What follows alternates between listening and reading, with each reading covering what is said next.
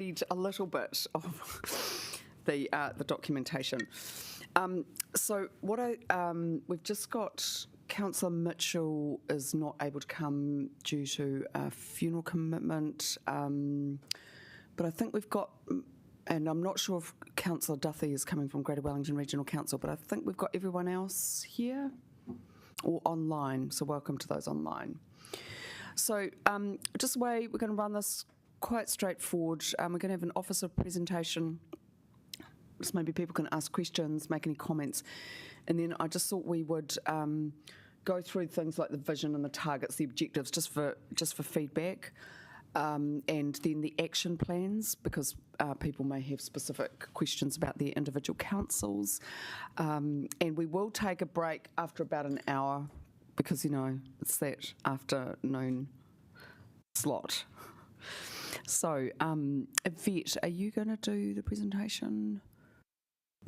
I'll start with an introduction, Chair. Wonderful. Yeah, thank you. Thank you so much. Kia ora.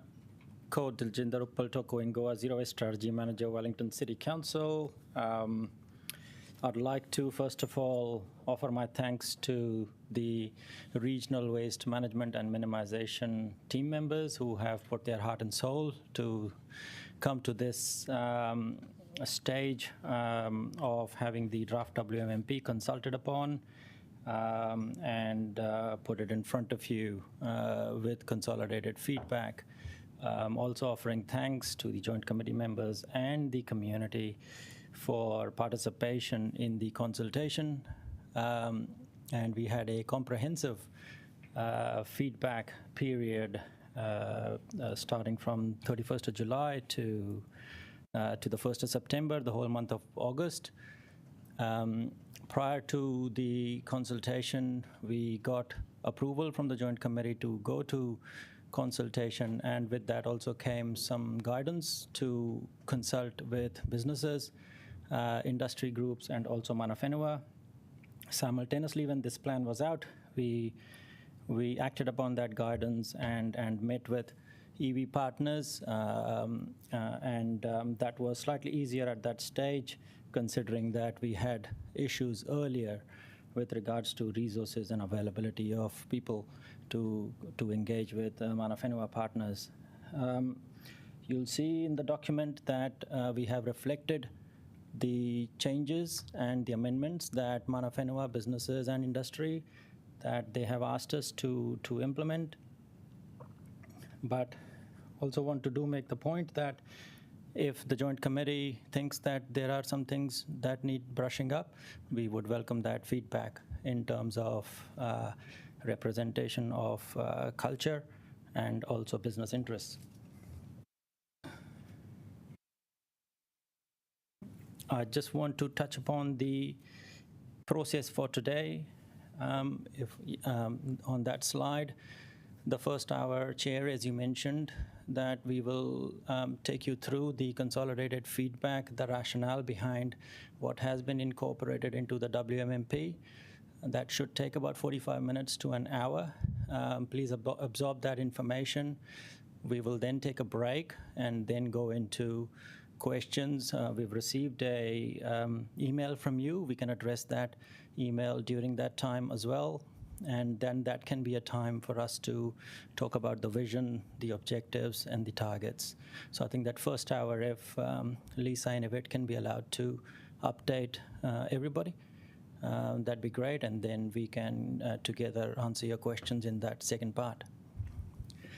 That sounds great. Can I just suggest maybe we want to let you speak, but maybe if we just have a couple of breaks for questions of clarification, because listening to someone for an hour is quite tough work. But if people can just note down the substantial questions, that would be amazing, and then we can address them later. Thank you. Yep. Thank you for that. And just one last point with regards to the vision. We did get guidance from the Joint Committee before the consultation, and also based on public feedback, we have provided the Joint Committee with 3 options, which we will go into detail in part 2. So that is something that you will see. Without further ado, I'll pass over to Nigel. If Nigel, you'd like to add anything? No, thank you. Unless there are any further questions, Chair or anybody else, I'd pass over to Yvette and Lisa.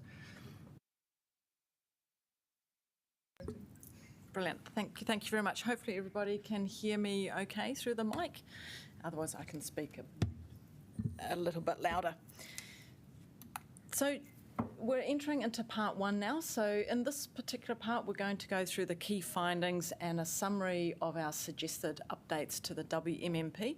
And this is really about how we've gone through the submission feedback, and some fantastic comments had come back from the public through the consultation process, and how we've analysed it. So applying the key themes, how we've interpreted it, and then looking at how we integrate it into the WMMP to really bolster some of the messaging to take that on board. So if we, on this slide here, the consultation overview. So as Dill mentioned, our consultation ran for a period of 1 month from the 31st of July until the 1st of September. Really robust time period. We had a joint website, so the public were able to engage on that website. We had all of our information there. It was a great resource. We had a tagline of less waste, greater place.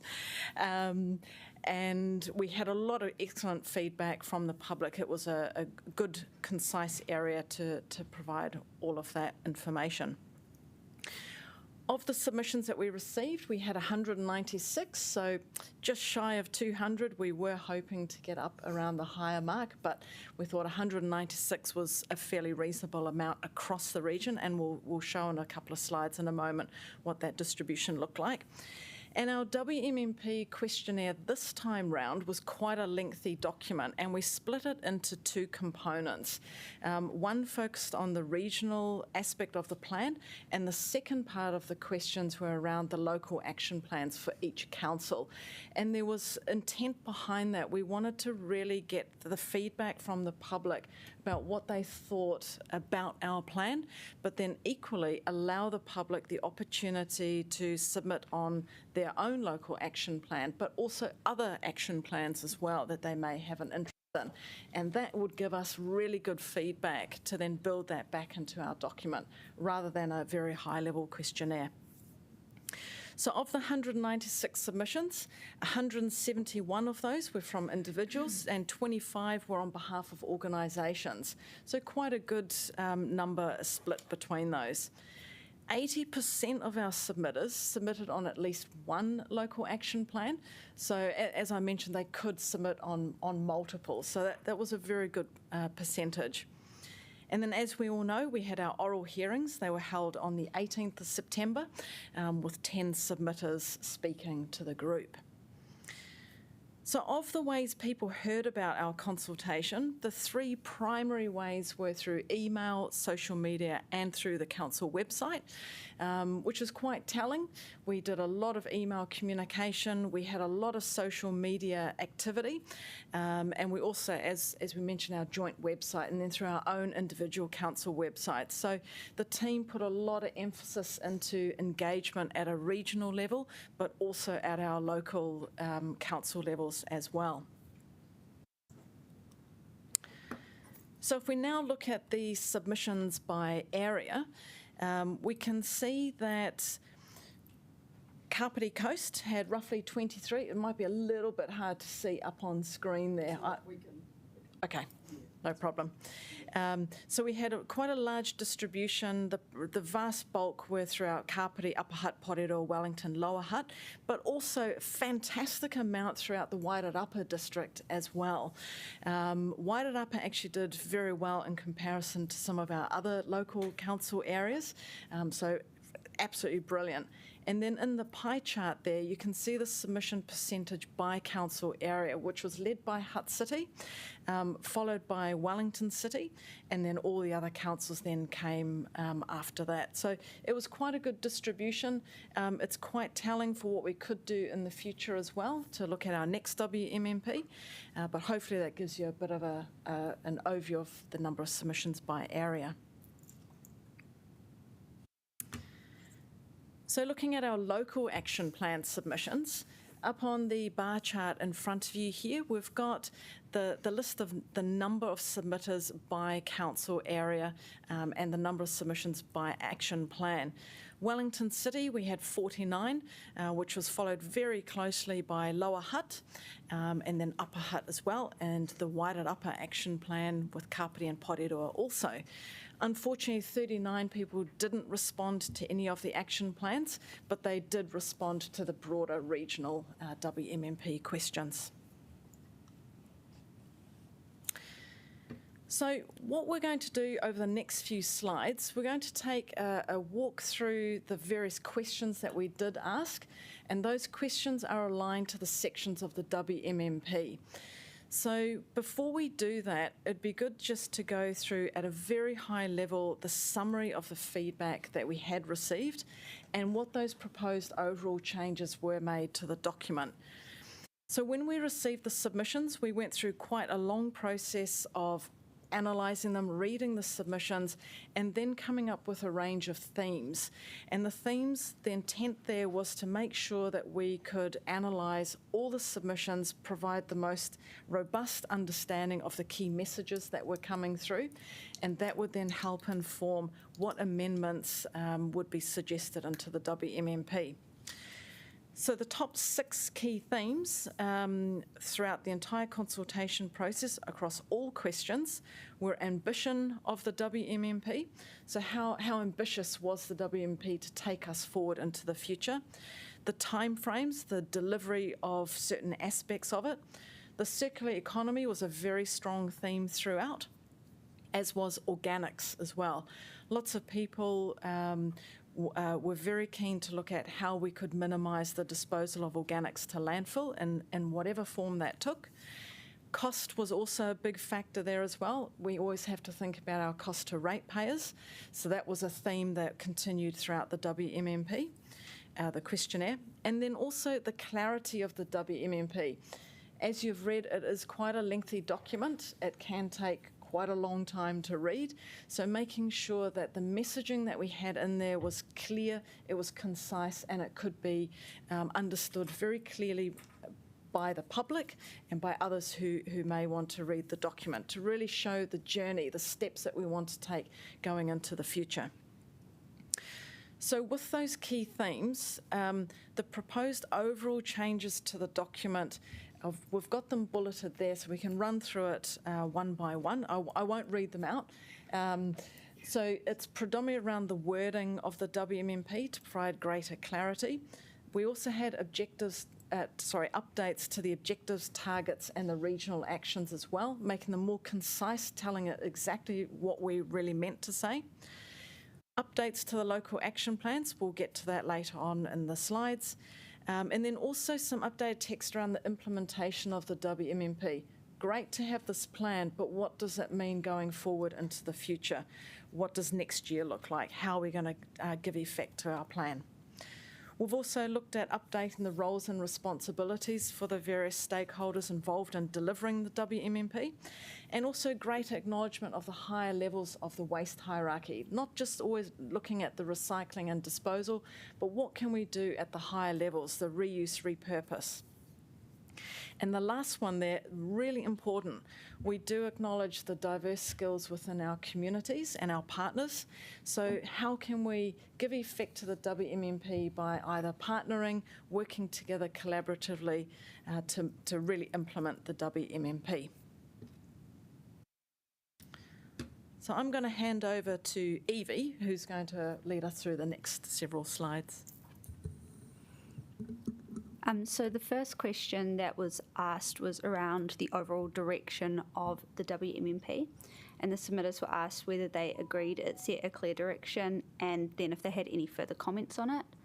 And from that, 61% of submitters either agreed or strongly agreed that the plan set a clear direction.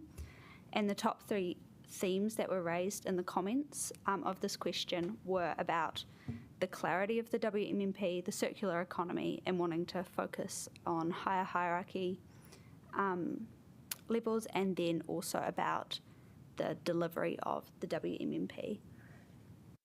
And so then the next question was just about the vision, and submitters were asked how aspirational they thought the vision was, and then to provide any further comments if they had them. So the response back was that 50% of submitters thought the current vision was about right, while 33% thought that it was not aspirational. And a number of the comments made also suggested alternative visions for consideration, which we worked through. The top 3 themes from the free text question were about the ambition, the timeframe, both of the overall WMMP and other aspects of it, such as the target, and then the circular economy and looking at those higher levels of the hierarchy. So the options that we have come up with, which can be discussed in part 2, are to either retain the current vision as is, or we've put forward 3 alternate vision options which take into account the submitter feedback. The first one is working together towards a low-waste society for community wellbeing, environment and economy. The second is less waste, greater place for people, environment and economy. And the third is building a low-waste society for community wellbeing and our environment. So the following question after that was about the objectives. The submitters were asked how much they agreed or disagreed with the objectives and then given the option to provide further comments. There was mixed approval for the objectives, with the most supportive objective having an 83% approval rating and the least supported having a 46% approval rating. And the approval rating was based off how many people said they either agreed or strongly agreed with that objective. And then the most common themes that came out of further comments on the objectives were behaviour change, accessible and convenient services, the circular economy, and clarity. So I'm just going to very quickly run through each of the objectives, what it was going out for consultation, and the officer recommendation for how it could be changed. So the first one, we have suggested that this objective is retained with no changes to the wording. It had the second highest approval rating of the objectives, with 78% of the respondents either strongly agreeing or agreeing with this objective. Objective 2 had the highest overall approval rating of any of the objectives at 83% approval, and there is a recommendation that this is updated just to further clarify exactly what is meant by that. And so the recommended wording update is: there is collective responsibility within the Wellington region for reducing our resource use and protecting our natural environment. Objective 3 was a tricky one. It had a bit of mixed support, with the second lowest approval rating of all the objectives. Officer recommendation is that the wording is updated to increase the clarity of the objective. There weren't very many, I guess, comments on Objective 3 specifically and why people disagreed with it. But the recommended wording update that we've come to, looking at, I guess, the wider feedback on the WMMP as a whole, is to change it to: the conditions are in place to encourage everyone to use fewer resources and minimise waste, which takes into account, I guess, the desire to move further up the hierarchy, and then also feedback that's come back throughout the document of, I guess, the feeling that there's more emphasis put on the individual as opposed to businesses and other organisations. So for Objective 4, it was noted in the comments that as this objective is currently written, it doesn't include the higher levels of the hierarchy. So the recommendation is that this is essentially expanded to include reuse, and so the new updated wording would be: material circularity is increased through reuse, resource recovery, and waste infrastructure and services.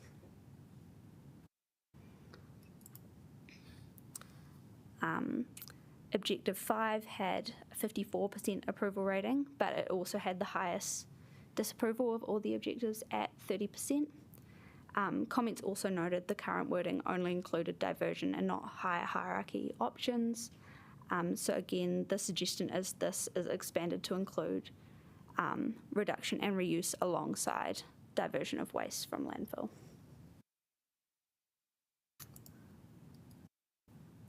Objective 6 around waste and resource recovery systems being traceable and transparent had the lowest approval rating of all the objectives at 46%, and it also had a relatively high portion of people saying that they didn't know.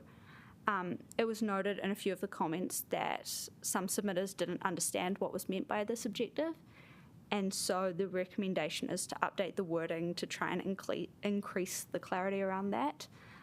And the recommended wording that we've put forward is waste and resource recovery data systems are in place to track and monitor waste streams.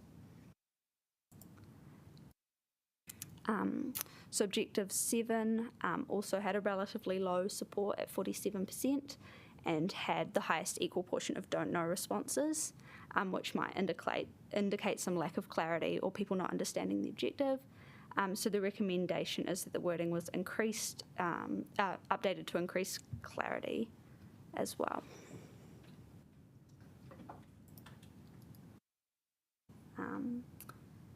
Objective 8 was another one that some submitters noted was quite difficult to understand. And so the recommendation is to update this for clarity, which includes removing the word finite, because that was noted specifically as being somewhat difficult to understand. And so the new recommended wording is recovery of materials is maximised so that landfills are used as a last resort. And then lastly, Objective 9 also had a high portion of don't know responses and was noted throughout that the term residual waste might not be easily understood.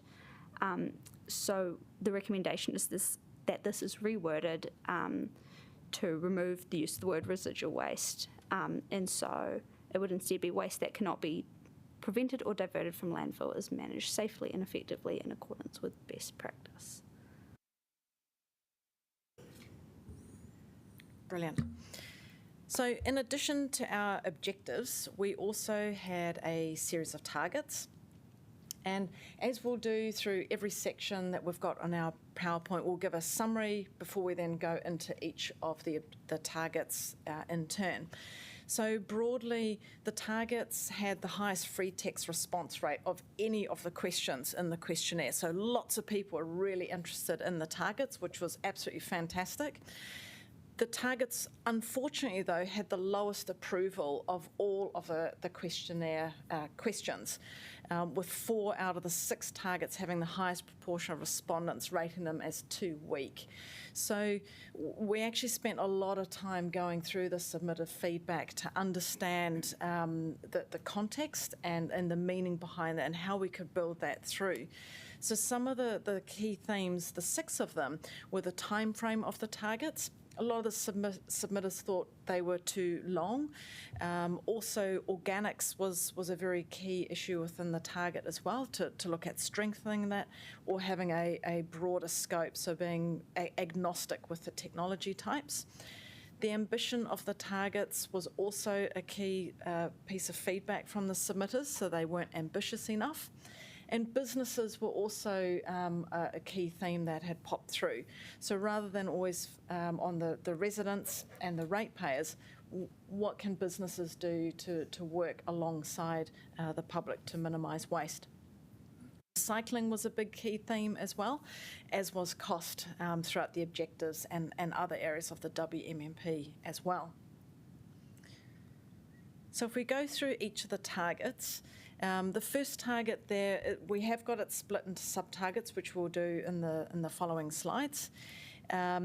So most respondents thought that target 1 was, again, too weak, and this was closely followed by about 41% who said it was about right. So many of the free text comments were focused primarily on the sub-targets, but the officer recommendation here were to have no change to the primary target. We'll now move into the sub-targets, which we do suggest some modifications to. So with the sub-target, the first one here is about ensuring a regional construction demolition processing facility is available by 2026. Some of the feedback noted that the facilities that were needed to manage this waste stream might not be available within the region, so we had to cater for that aspect. So the officers, in taking on board the much broader range of feedback, suggested this target be reframed in terms of the capacity and capability of councils that we'd like to provide. So our recommended wording is ensuring construction and demolition processing and recovery is available in the Wellington region by 2026. The second sub-target is ensuring a regional organics processing facility is available by 2029. So the submitted feedback was inclusive of more of a networked approach to organic processing, or multiple facilities where this might be appropriate. So upon reflection, we've suggested a modification to that sub-target to allow for a greater diversity of facilities where it is appropriate, to now read ensuring a regional organics processing facility or facilities are available by 2029. So into sub-target C, the last one of the target 1, is ensuring 3 new resource recovery facilities are established in the Wellington region by 2030. So thinking about the submitted feedback, we've actually increased the number from 3 to 5 to add a greater clarity to the text. So our new wording is ensuring 5 new resource recovery locations are added to the existing network within the Wellington region by 2030. And the existing network is all-inclusive. We can talk about that a little bit later. So target 2, this one focuses on our emissions from biogenic methane by reducing the total amount of organic waste disposed to landfill by 50% by 2030. Lots of good feedback on this target. There's a lot of support throughout the WMMP on organics.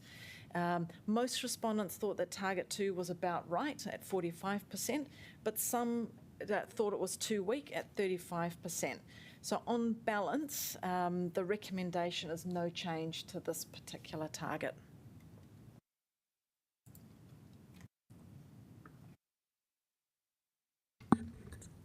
So target 3 was about the reduction of emissions from transport of waste by 30% by 2030. So slightly more people voted this target about right than too weak, with 45% saying it was about right and 37% saying it was too weak. And the officer's recommendation is that this target is increased from 30% to 50% to strengthen the target further. So target 4 was around ensuring all urban households have access to curbside recycling collections by 2027. Slightly more of the respondents thought this target was too weak than about right. And there was a lot of support for an earlier delivery timeframe for this target.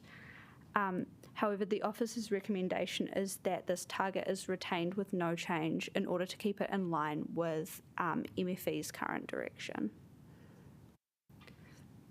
So similar to target 4, target 5 was around ensuring food scraps collection services are available to urban households by 2030.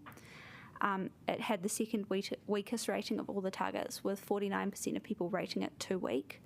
And again, the most common comment on this target was that the timeframe for delivery was too slow and that people would like it earlier.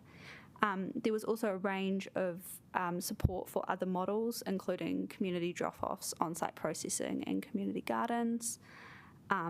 And as with target 4, the recommendation is that this is retained as is to keep in line with MFE direction.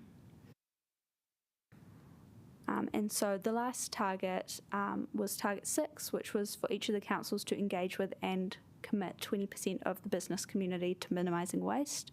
And this had by far the weakest rating of any of the targets, at 59% people saying it was too weak. And there were a number of free text comments noting that this target was not ambitious enough. And alongside that, also comments on the clarity of targets and what was meant by it. And throughout the WMP, there was, I guess, a general theme of people wanting businesses to contribute more in terms of waste minimisation.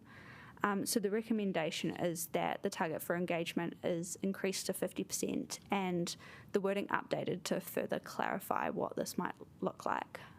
So the new wording would be, for each council, engage with and support 50% of the business community to minimise waste and implement waste minimisation activities. We've been listening for half an hour. Are there any questions of clarification so far?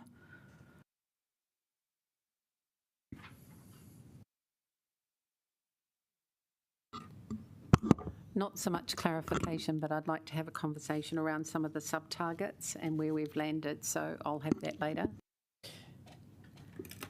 Yeah, and I guess one of my questions would be, obviously we got the feedback that we got, but it's not everyone, right? So there will be key players missed in some of the people that came and talked to us and just how we navigate that.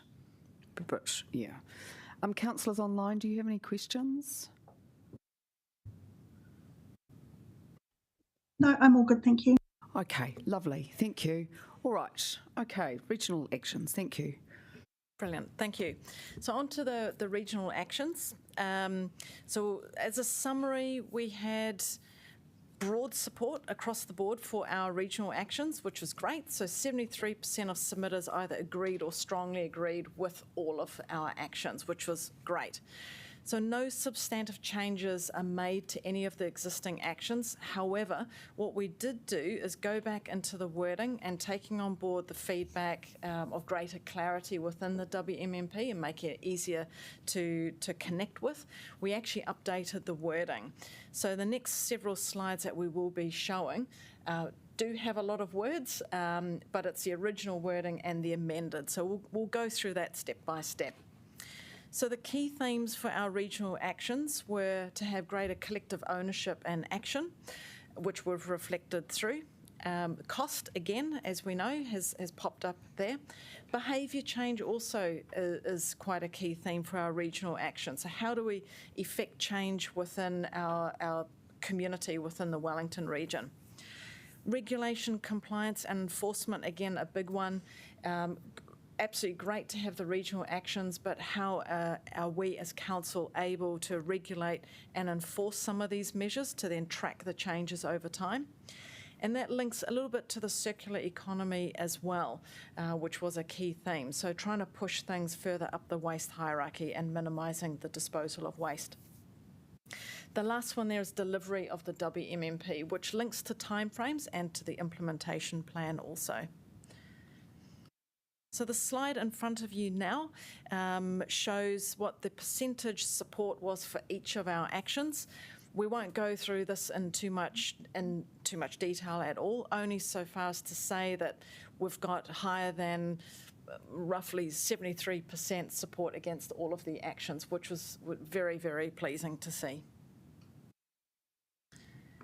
So on to our regional actions. So what we have here, I think I'm going to spare everyone my voice and not read through each item.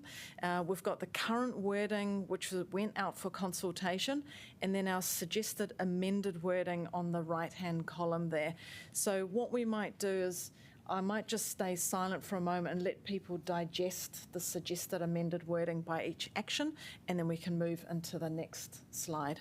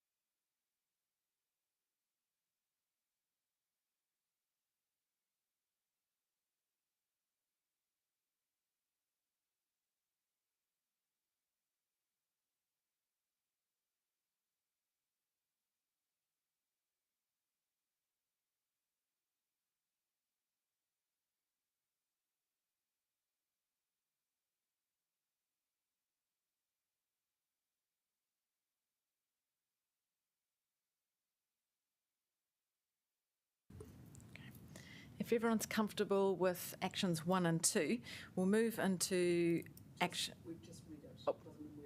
Oh. Just as we move through. We can come back to it in part 2 of the workshop. So for actions 3 and 4, action 3 is around advocating for policies and initiatives at central government level. Action 4 is around supporting funding and delivering regionally consistent behaviour change messaging. Oh, goodness. My apologies. 3 and 4. And what we did was, because there was the feedback around the clarity of each of those actions, but support for the action, our suggested amended wording has just reframed those a little and just condensed the language. So I'll leave that up on screen for a few moments for people to read.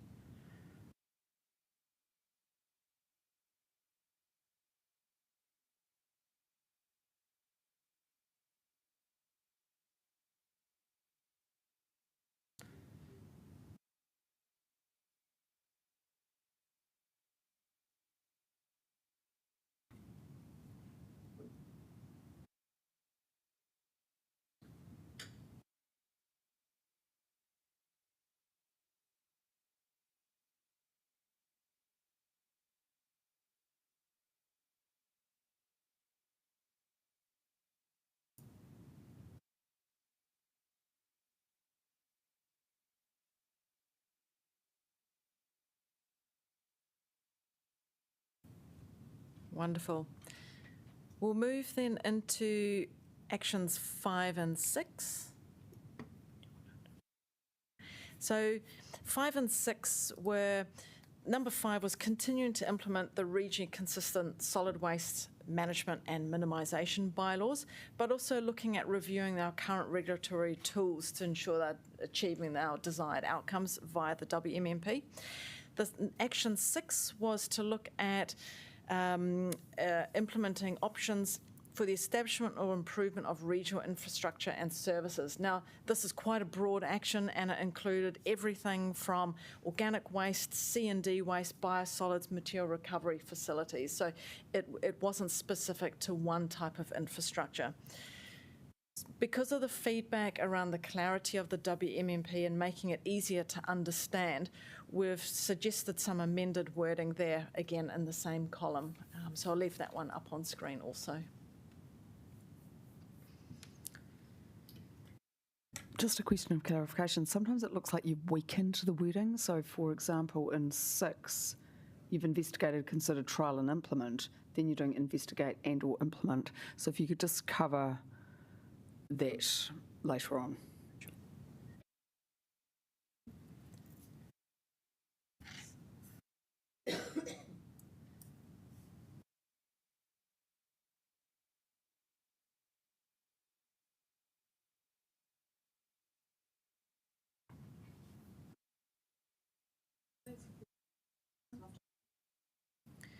Okay, so we'll move into 7 and 8, only 2 more slides on the actions to go. So action 7 was to investigate and implement methodologies to measure and monitor the material flows across the region. Action 8 is around litter, so monitoring litter across the region to understand the extent of the issue, and that would also then link into our waste assessment as well in the next cycle. So again, we've condensed the wording, which is up there on the suggested amended wording column. So I'll let people have a read through those.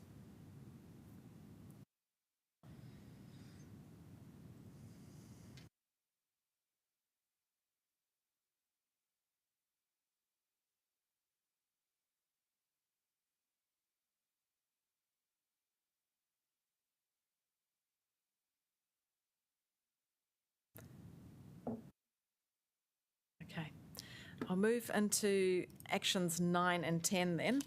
So action 9 is around our disaster waste management plan, so that it identifies risks and hazards to landfills and other waste and resource recovery infrastructure, so that our plan can manage disaster waste when these events occur.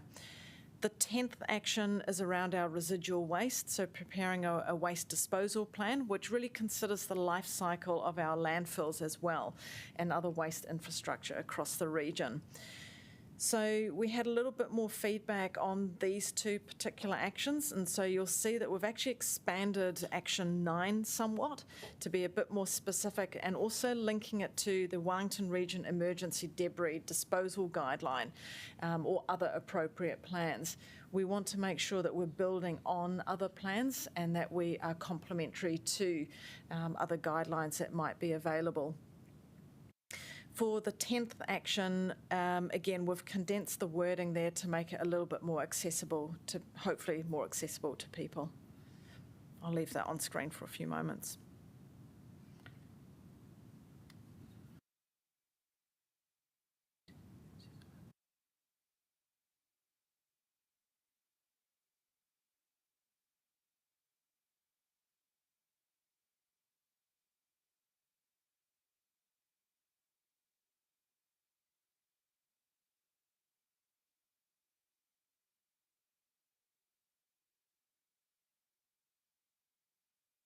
Okay.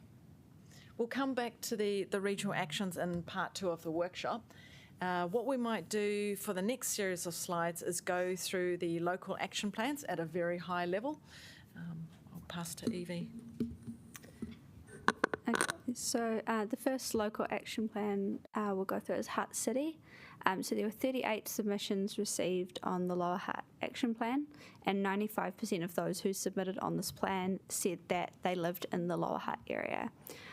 Overall feedback was generally supportive of the plan, and there was support for food waste reduction strategies, including collaboration with community organisations and organic waste collection.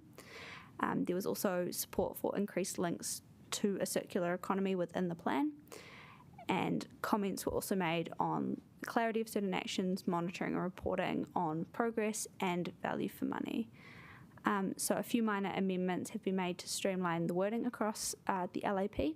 There's also been an update to Action 3 with a more succinct and measurable approach, an update to Action 16 to reflect the change to Action 3, and then Action 17 has been now split into 2 actions. So looking at the Kapiti Coast action plan, 25 submissions were received on the plan. 92% of those who submitted lived within the Kapiti Coast area. And a summary of the feedback was generally supportive of the plan, which was great, and support for food waste reduction strategies, which included collaboration with community organisations and organic waste collections. 74% of respondents supported the provision of food scraps collection service, with 83 supporting ensuring access to curbside recycling collections. So a summary of the changes made were minor amendments to address feedback and further clarify actions through the wording changes, and specific actions were 4, 10 and 11. And the pack that you would have received has the list of actions there as well for easy reference. And it also includes wording around streamlining the grants process and adding or earlier wording to the actions to ensure curbside recycling and organics collection services.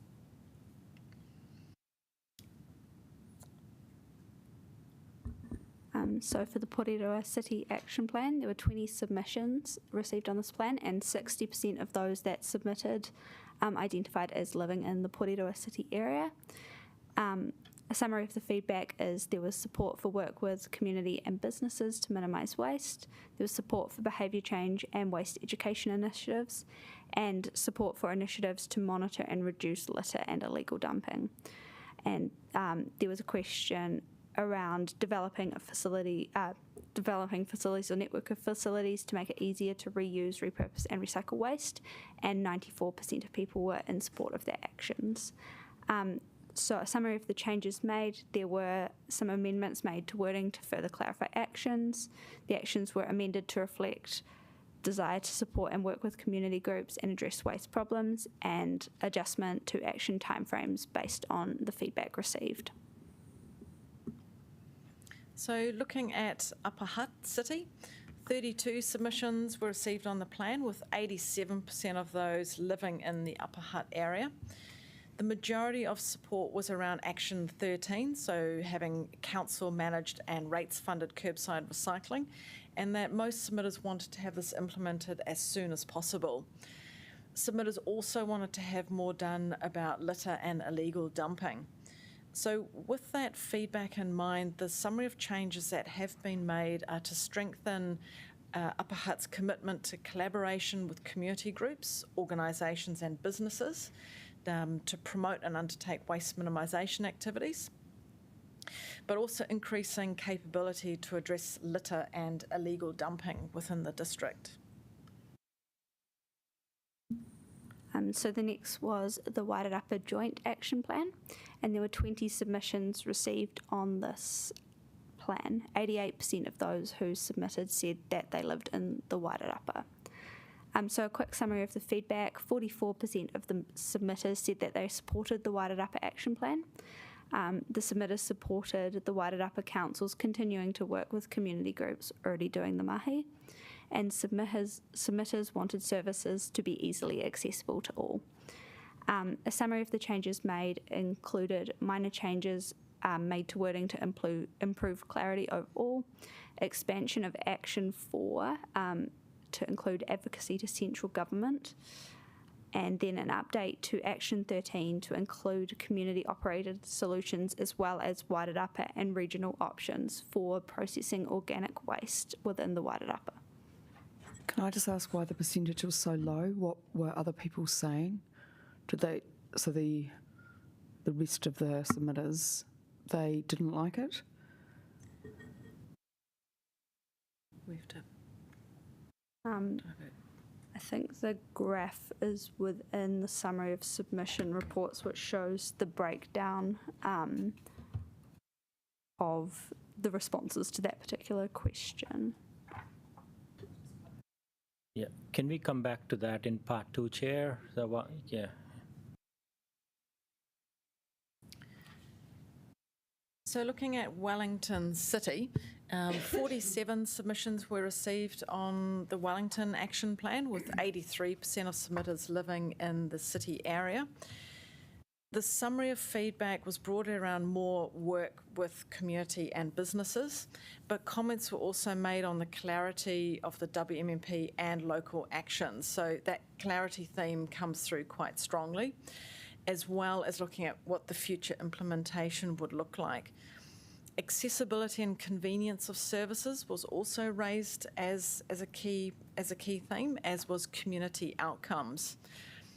So a summary of the changes made with the feedback in mind was minor wording updates for clarity, but more explicit inclusion of advocacy in Action 4 and inclusion of community organisations in Action 7. And then we've also updated Action 21 to be complementary curbside organics collection and processing service. So that reflects our target amended wording as well.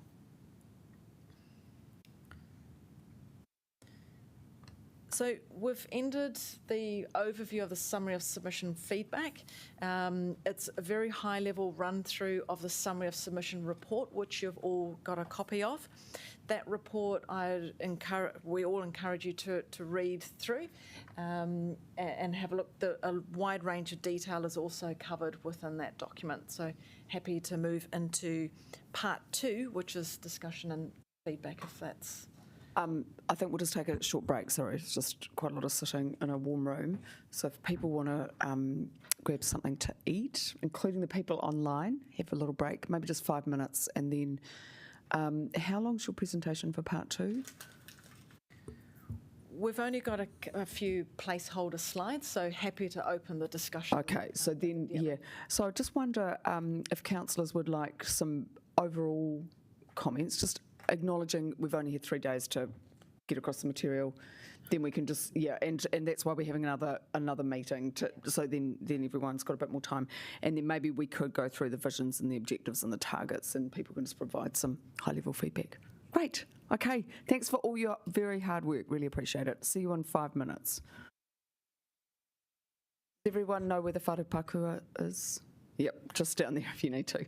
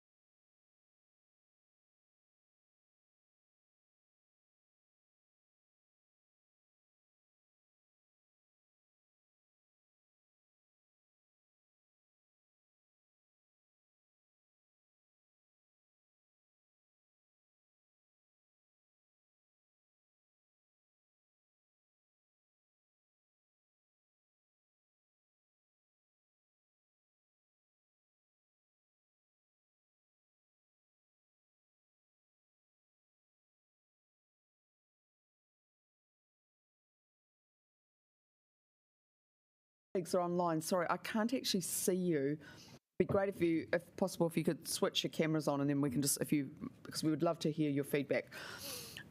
Okay, colleagues, over to you. Councillors, would you like to make any generic comments first, and then we can start getting into a bit more of the detail? And there will be another bite at the cherry, okay? I know there's quite a lot of information in mid-November. We'll come back and we can finalise some of the stuff.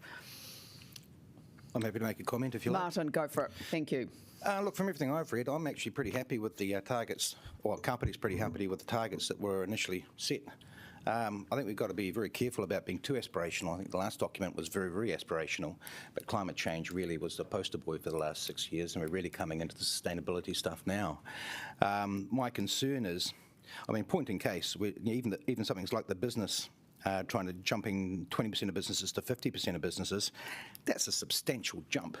I'd be inclined to be wanting to get that 20% sorted and exceed that expectation if we could, because then let's say, look, God, I'm a firm believer of being aspirational. Don't get me wrong, I love being aspirational, but we need to temper that nowadays with a bit of realism as well, because then we start pushing up the community expectation of what is going to be done. And I guess another point in case is that our tonnage for waste to landfill since it started, we're still on zero. We actually haven't achieved 1% change. And here we are, we're looking at potentially increasing things. We've actually got to get back to what our primary goals were and make sure we've got baseline measures, not moving target baseline measures. I was just talking, we need to have the baseline measures from 2017, or if they're not available, we need to get them in place.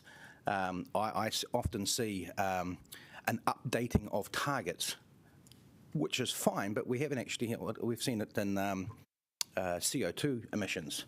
We're actually going the wrong way. So what do? We adjust the target for today and say, right, we're going to try and get 30% of today's target.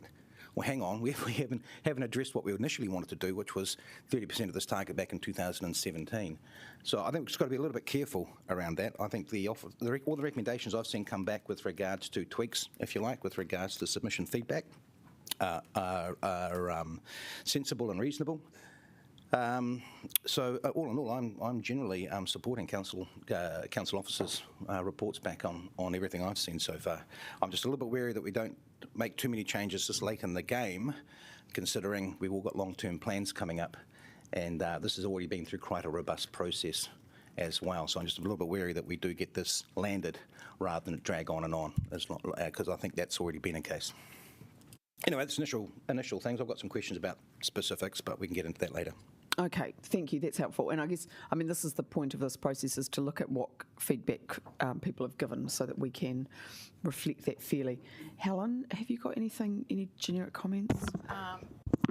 Yes, thank you. I think, first of all, congratulations to the staff for going through 1,894 pages of submissions. When that landed in my inbox, I went, I can't say, but it went bleep, bleep, bleep. Okay, so I do admire you. In whole, I really appreciate the work that's gone in and have a general agreement in a lot of the things that you've got. I have some concerns around some of the targets, so when we get to there, I'd like to have a conversation with regard to those targets that are there. I think what we need to do is, I really like the clarity and the new wording that has been put in there. I think it's quite, it gives us really clear indications of KPIs that we can actually hang our hat on, which I am looking forward to. But I also need to appreciate that we're all at different spaces and at different levels with this out of the 8 councils that sit around this table. So whilst I think the feedback, when I look at wanting to be more aspirational, I then look at where the majority of that feedback come from. And it doesn't cover all of the 8 entities that were there. There might be only 1 or 2. So I'd like to temper some of those aspirations, knowing that we've got another review happening before 2030. So I think we need to keep that in mind, that, this is a middle iteration, that there is another one, and I'd like us to get some wins on the board before we actually go too high, and then when we come to critique it in 6 years' time, actually we've missed a lot of those targets, which doesn't do much for our credibility. So those would be just my off-the-bat things. But I certainly see that you've picked up the thread of the majority of what people are doing, and it's fallen down into our particular one from Upper Hutt, where we'd certainly look at our bylaw about fly tipping. We regulated something, but we would be under judicial review because we didn't quite get the wording right. So we'll work on those things. And we also need to work with our businesses. So that is one that I am concerned of, is that I'd like to instruct our officers to actually, across our entity, to look more at how we engage with our commercial sector to meet that target. So for me, that's just a little bit too aspirational as well. But thank you for the work that you've done. Thanks. Colleagues online, Steve, you had your hand up before. Do you want to say anything? Kia ora, Iona. Look, I can probably add no more than what Helen's just mentioned. She's pretty well covered everything. I just had a couple of points to ask about the targets as well, so I'll Okay, you wait. I'll wait for the opportunity. Thank you. Wait for that one. Everyone else, do you have anything you'd like to say? Yeah, Iona, if Tom Helena here. Look, just want to thank the council officers for the work they've done.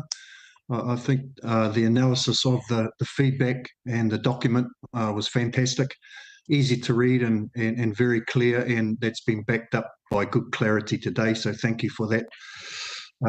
Yeah, I support what the previous speakers have said around some of the changing some of the targets or making it a bit more ambitious. But personally, I'm very keen to actually get started and make a difference. And certainly for the Wairarapa, I need to meet with my colleagues in the other regions. But there's some clear spaces where I think if we make an initial investment, we can make a big change and a big impact on those targets. So very keen to get specific around some actions. Great, that's helpful. Other colleagues? Not forcing you to? Okay. I'll just look, again, my thanks too. That was an incredibly clear report, and I appreciated all the ways you broke down the information. And I do love a pie chart. That really, really helps me. So that was really, really good. I think in some cases, what you've said, officers, is really helpful. I guess one of the things I would say is that I think we really need to nail the organics. I think I don't agree with the wording, for example, around facility and/or. It's got to be everyone. We've had so many community groups coming in saying we can do it now, or we are already doing it. So that would be quite strong feedback from me there.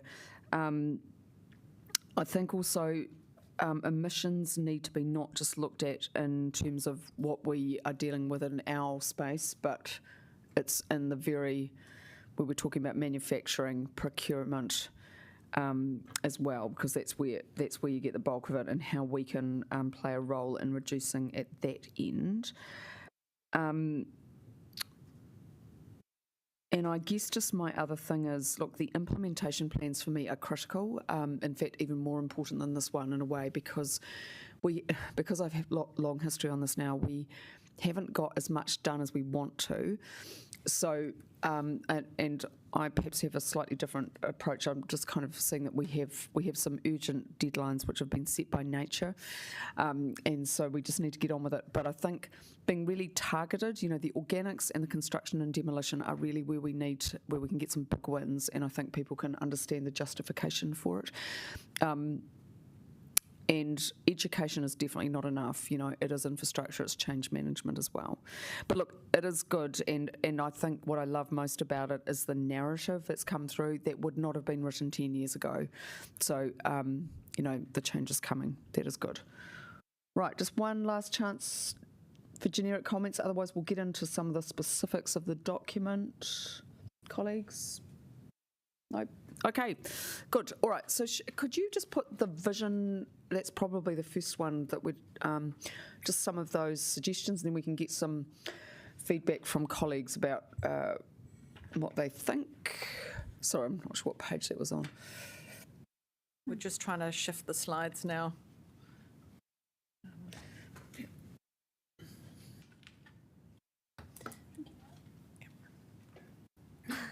So up on screen now, we've got the current vision at the top, and we've got several alternative vision options, the three below. Happy to work through those or come up with a different alternative. So can I just clarify the 50% were happy with it? Was that across the region that people were happy, or did that sort of concentrate on a particular parts of the region? So that was the overall number across the region. I don't have the breakdown by, I guess, each specific area on hand, sorry. Understood. The first thing can I just make a couple of comments? First of all, I don't think we should talk about society. We should talk about a region. We're not society. That's like the whole of Aotearoa. The second thing, I'm just wondering, and Jeff and Helen may be able to help out particularly here, if we start from a Te Ao Māori perspective, that might actually give us what we need, because it's so good. Because I guess we were trying, remember we had that meeting out in Pururu before this went out, whether we can really look at trying to move towards that circular economy, but hearing that people that doesn't resonate necessarily with the public. It's kind of quite a specialist term, which it's really only us waste geeks that really like it. So I think low waste might be all right, but I guess I just want protection of the environment strongly in there, because that's ultimately what it comes down to. Right. Further feedback. Where are councillors sitting? Martin? I actually really like that catchphrase, less waste, great place. It's simple. And I think if we're looking for hooks with regards to how we can engage our community with the document, having a simple message, which we can tie lots of things to, is important. I hear what you're saying about low waste society, although I do think we do need to be ensuring that we are lining up with national standards. I think that's pretty important. We all need to be on the same page, but hopefully we can be leaders in certain spaces as well with regards to that, which gives us a strong advocacy voice. But I like the less waste, greater place. Not necessarily for people, environment and economy. I don't necessarily know if you need to have the economy in that. I appreciate what's being said there, but for people and environment, less waste, greater place for people and environment, something along that sort of line. I guess our goal, and correct me if I'm wrong, is we're trying to engage more with our immediate communities with regards to our messaging. Things like the business stuff, we're going to be targeting those businesses and moving through and moving to build those relationships, but we're just trying to get the narrative changed or the narrative engaged with, and I think simple messaging is going to be really, really important. Jeff, kia ora.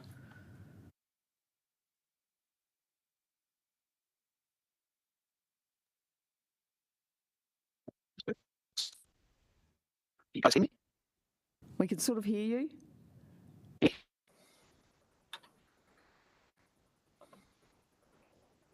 Hello? Hello. We can hear you Okay. now. Thanks. Yeah, I seem to be having some technical issues, but I'll do my best. Hi. Oh, good. So following up from your comment before, Kia mana, I just reading the slide and just read, oh, there's a spelling mistake. So it's not he, it's te mahi tahi. So somebody will want to check the spelling in the final document as well when you set those kupu. My feedback is that with Councillor Pattett's viewpoint about looking to Te Ao Māori as a guide as to how we can proceed ahead with vision. These sorts of conversations for me are somewhat 6 to 10 and count them. I do think though that focus on te tangata, te taiao, Yeah, I'd still keep in the ohanga as well, because it also is moving in lockstep with our council's commitment to the 4 well-beings as well. So I would probably keep that in there. Agree with the point about society. Do like to have a short and punchy phrase, so I do understand that. But I want us to move away from the phrase of minimising waste. I want us to move towards a world where we have low waste. So, yeah, the word minimise is the word that just triggers something in me. That'd be my 2 cents. Kia ora. Kia ora, Jeff. And sorry, you were cutting out a bit. I hope I didn't cause any offence. I was just trying to, we really want to ground in the tangata whenua, values of the tangata whenua, but that's a long-term project. We have a lot of work to do. Right. Anyone else? Look, I'll just add in, I'm actually quite happy with the initial thing there with that less waste, greater places, a catchphrase that we can use as part of our marketing, if you like. Okay. That's who. Yes, similarly for me, I think we want to try and capture as many hearts as possible. So something catchy, something that sings to the heart would be helpful. Heard. Any other feedback? Yes, okay, if I chime in for a second. Yeah. When I'm looking at it, I might struggle to get this across a little bit, but it feels like when we're talking about waste, I know this is a waste plan, but it feels like we're talking about the negative. And I think for a lot of the stuff that has been covered so far, it's about utilising what we've got more than just necessarily managing the waste. Like the waste is a byproduct, we want that to reduce, but part of reducing that is stopping the stuff even getting into circulation in the first place, and if it is getting into circulation, keeping it in circulation. And I know what you're saying about the circular economy. I think the concept goes over a lot of people's heads, but is there a way that we can kind of bridge this where we're using the concept of a circular economy but wording it in a way that it's not going over people's heads? So starting with some sort of catchphrase like keep it going, or use what we've got. Like what I've written down is keep it going, managing our resources, stopping waste and caring for the environment. I know I might be bleating on about something a little bit there, but it feels like talking about waste and the catchphrases, still looking at the thing that we want to avoid, if that makes sense. That is a fantastic point. I think that's incredibly helpful. So it is about looking after the health of our environment, right, and protecting its resources. And then once you do that, you don't have a waste problem generally.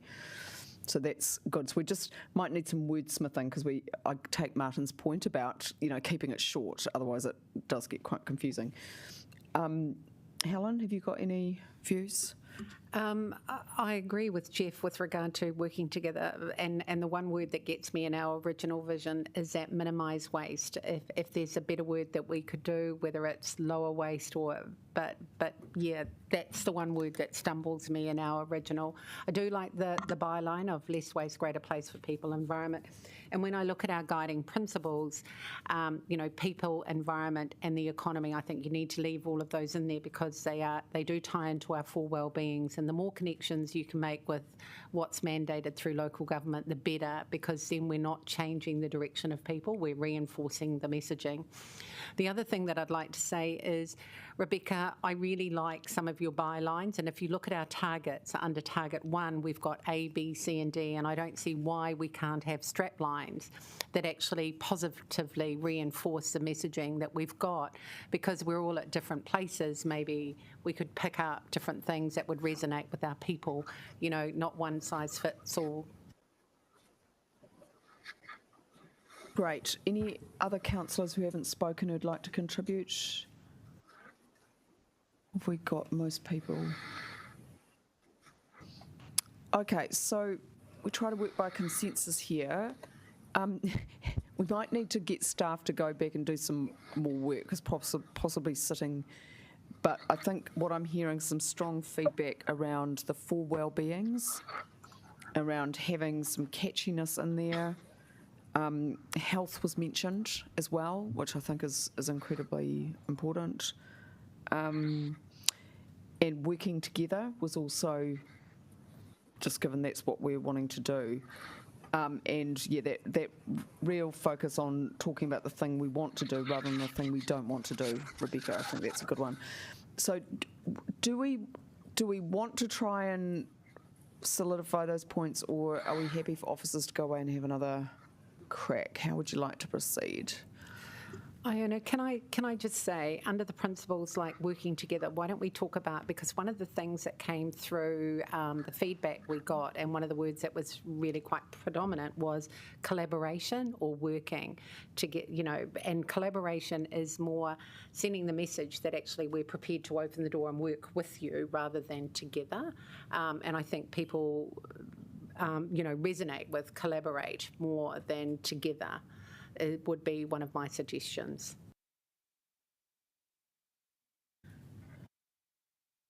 Any feedback, team? Would you like to do some more work on that, or would you? Councillors, I just wanted to make a suggestion that perhaps we could have a crack at it now.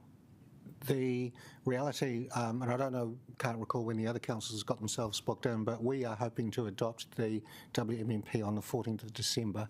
So let's knock a couple of weeks off that to go through the democratic services process. That'll leave us 5 weeks. And bearing in mind the comment earlier, you've only had 3 days to look at this one. And also behind the scenes, I don't know how many visions we've come up with now. We've probably looked at 20 or 30 of them on a whiteboard as officers and tried to pair out exactly the bits that we... So if it's worth a shot now, that would be helpful. Okay. All right. It's a shame we don't have a whiteboard here. Sorry, didn't think about that. But have we got something about... do you want to do the tagline and then put in some of those good things, but maybe rather than less waste, it is about protection of the environment, or managing our resources, looking after our resources? Or do you want to do the less waste, greater place and then put those other things under it? Oh, I'll throw an idea up to kick things off if you like. Yeah, good on you. Okay, working together for a great place with less waste for people, environment and economy. There you go, should have got on to advertising, Martin. Got sucker punched into this job. What do people think about that? Sorry, and officers they're great at typing, just as well. Working together for a great place with less waste for people, environment and economy. And do we want to add in health there? Starting to get a little bit wordy there. And that can potentially do you have any? Do you want to link those 3 words rather to the 4 well-beings a bit more? Well, it's our current vision, isn't it? It's our vision document. So those pickups can. It's neat. It's neat. It sounds energising. Well, anyway, just a thought. Any colleagues? Any feedback on what Martin suggested? I'm really comfortable to go with that, and I think the officers are right. Let's just nail it and move on. Otherwise, we can be here for a good couple more hours. Yeah, and I'm getting you out of here at 4:30. Rebecca, just in particular, you raised that issue around focusing on the positive. Does that work for you? I mean, it all makes sense, and I think the words are fine. It's not super memorable, and I guess that's, we don't necessarily need this to be the crux of the marketing campaign, but it just would be really cool if we could have, like the less waste, greater place. It has that rhyming hook to it. It sounds really good, but it still is putting waste at the front, and ultimately, I think would be amazing if we could, if we're talking about vision and we want to keep it really high level, it would be great if we weren't talking about less waste, it would be talking about no waste, visionary way down the track that we don't have waste, nothing's going to landfill, everything stays in use. So, but yeah, I don't know if we're going to be able to come up with something amazing in the next 2 minutes. I mean, We'll keep thinking. Can you think of anything which is the opposite of waste, which is around using resources carefully? I don't know. I've written a couple of things down. Like I've just talked about, like tidy Kiwis in the Wellington region. Written like clean place, no waste. It's still got waste in there, but yeah, I think clean place is a nice place to start. But yeah. Okay. Jeff, any further thoughts?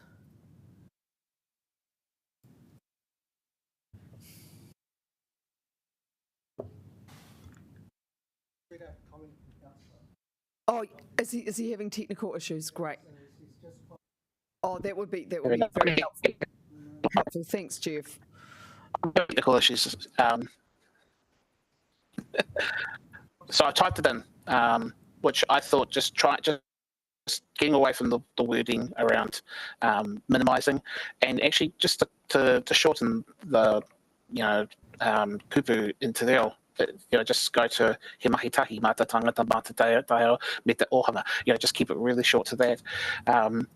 I do think that, again, I don't like these types of processes. David's raised the point that officers have worked a great deal on different options and alternatives here.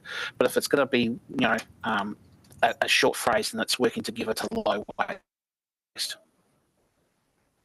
You cut off again the last point. You said you were happy with working together.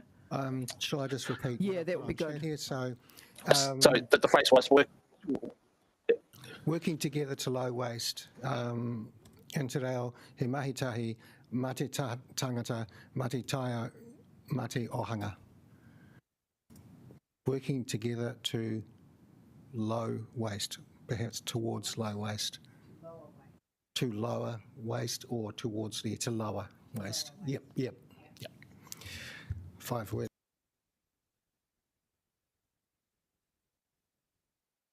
And he's just noted spelling mistakes as he can't use macrons in the Zoom chat.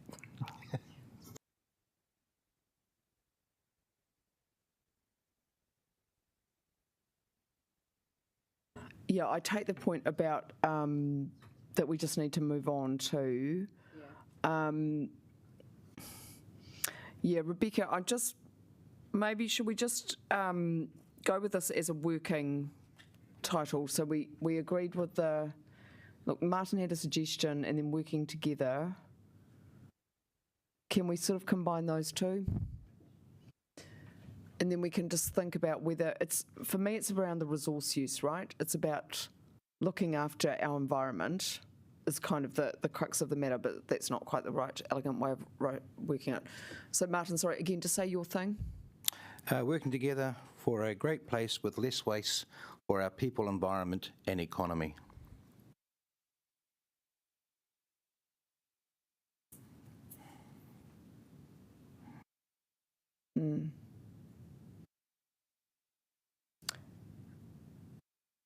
Rebecca, any further views? Yeah, just doing a super quick Google around circular economy stuff. One of the things that keeps coming up is about closing the loop. Oh, yeah. I wonder if that can be shoehorned in there somehow. No. Okay. It's a great point, and we would understand what it means, right? But too tricky for the public. But no, it's absolutely. I guess just is it possible to put something in there about the guardianship of our resources? And then you don't have waste when you look after them properly. I guess that's the. But it's just how to do it elegantly is kind of the trickiness. point in case, we're always going to have waste. We're never going to do away with waste. It's what we're doing about either minimalising it or looking at other options and that sort of stuff. We're never going to do away with waste. As such, this is supposed to be a document that's heading us in a direction rather than giving us an end result. The end result's picked up in all the points underneath, all the work streams, et cetera, et cetera. So do we just want to maybe just, officers have kind of got these two things, Martin's suggestions, the working together. I'm just wondering if I can ask if there's a way of neatly putting in around resource use. I was just thinking, perhaps with some of the taglines that the councillor wants, we can look to having those in the objectives and just adding those in, so it's a little bit clearer in some of those about where we're trying to head. Would that be helpful? Yeah, I mean, I certainly don't want to hold everything up. I just, the work that you've all done so far is amazing, and I don't know that I'm really adding an awful lot to the conversation here. I think I'm probably just splitting hairs, but yeah, I think what you've said is great. Okay. I mean, look, it's good. I think sometimes language is important though, and we are trying to move away from just, putting waste somewhere, right? We're trying to stop it. So I think that was all very valuable. All right. Okay, so maybe just a bit more wordsmithing, trying to bring those together, but people seem to be liking working together. Definitely not just minimising waste, low waste, and talking about all those well-beings. That seems to be okay. Cool. Right, now the next hierarchy, was it the objectives were next? That's right, just up on the board. Oh, the guiding principles, actually, sorry, the guiding principles were next. Chair, can I please clarify before moving on that we are going to work with Councillor Martin's version, and we are all comfortable with that? Is that the direction here? And then we probably just maybe need to look at introducing one word or two around resource usage? Is that the way forward? Yeah, so I think Jeff's point was around he liked working together and it was about the well-beings. Are people kind of... Yeah. So Councillor Martin's version had the well-beings and the working together. Yeah, and working together, yeah. So, I think Rebecca and I are just sort of saying we just do want that shift towards not just talking about the bad stuff, talking about the good stuff, Okay. All right, so... Let's just all have a think about that. We'll go on to the guiding principles. Does anyone have any... No, sorry, this is on page... If you've got your document, it's on page 28. Have you got them on that presentation, the guiding principles, or did you not? Colleagues, have you... Are you able to bring that document up and put that on screen so people could have a look at it, just sharing the document? No, the guiding principles... It's just in our document, and whether that, if you bring that up on, unless I can, maybe I can't share it. Stephanie, do you know, so the document that we've got, the actual amended document on page 28, and whether you can open it? I think we did quite a lot of work on that.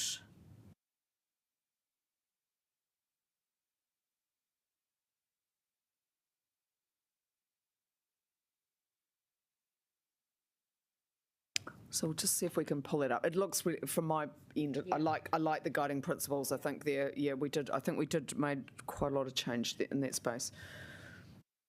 Sorry.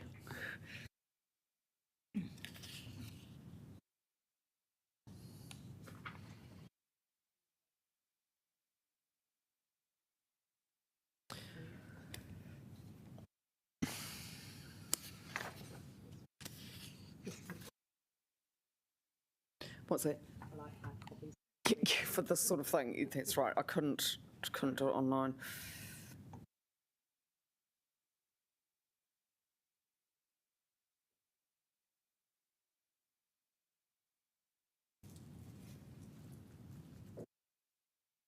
It's a shame that Jeff's obviously having technical issues. Is he online at all, or is he gone completely? He goes on his. Oh, there you are again, Jeff. Nice to see you again.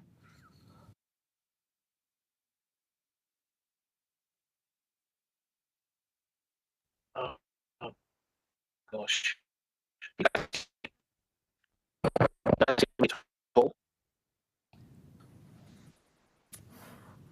Sorry, you're still breaking up. No? No. Can you try your phone? I might type in my feedback. Yeah. Yeah, I'll try that. Helen suggested your phone. Yeah, try your phone. Try your phone, Jeff. Yeah, I think it's going to be the same problem. All right, I might try that.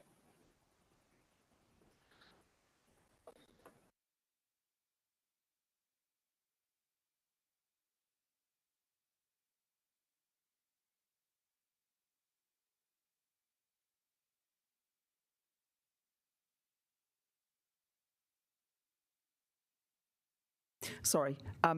If you could just have a look over the guiding principles and see if is any feedback that you want to give. I'm happy because I think we did a lot of work on this last time. There's just an and that needs to go out before environmental. I know, sorry. I'm glad we have an editor in the room. Excellent. Very good. Very good. Very good. Can you move it up now, Stephanie, just so people can see the, that's awesome, thank you. Yeah. People happy?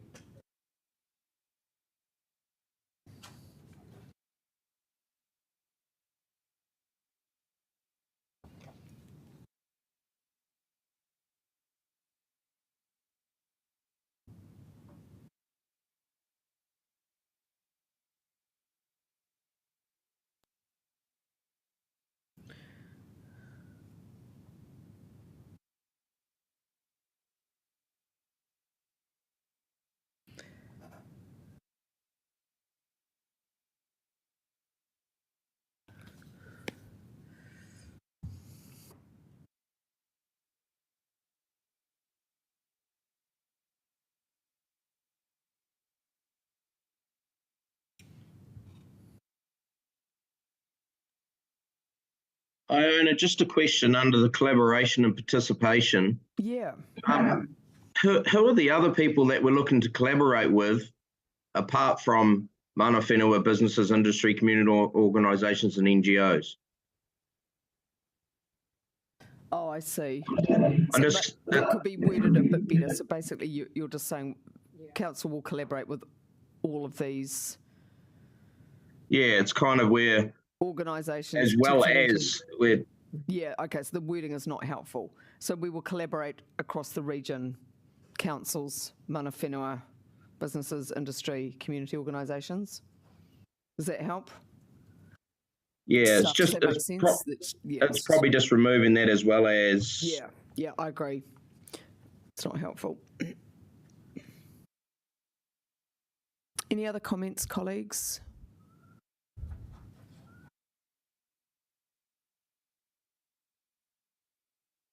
Okay. No? All right, well, remember, it's not the last chance.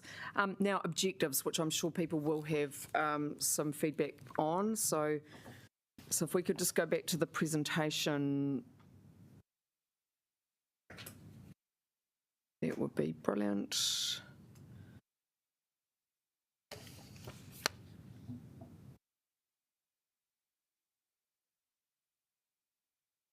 Right, who would like to kick off there? Is there any changes that you would like?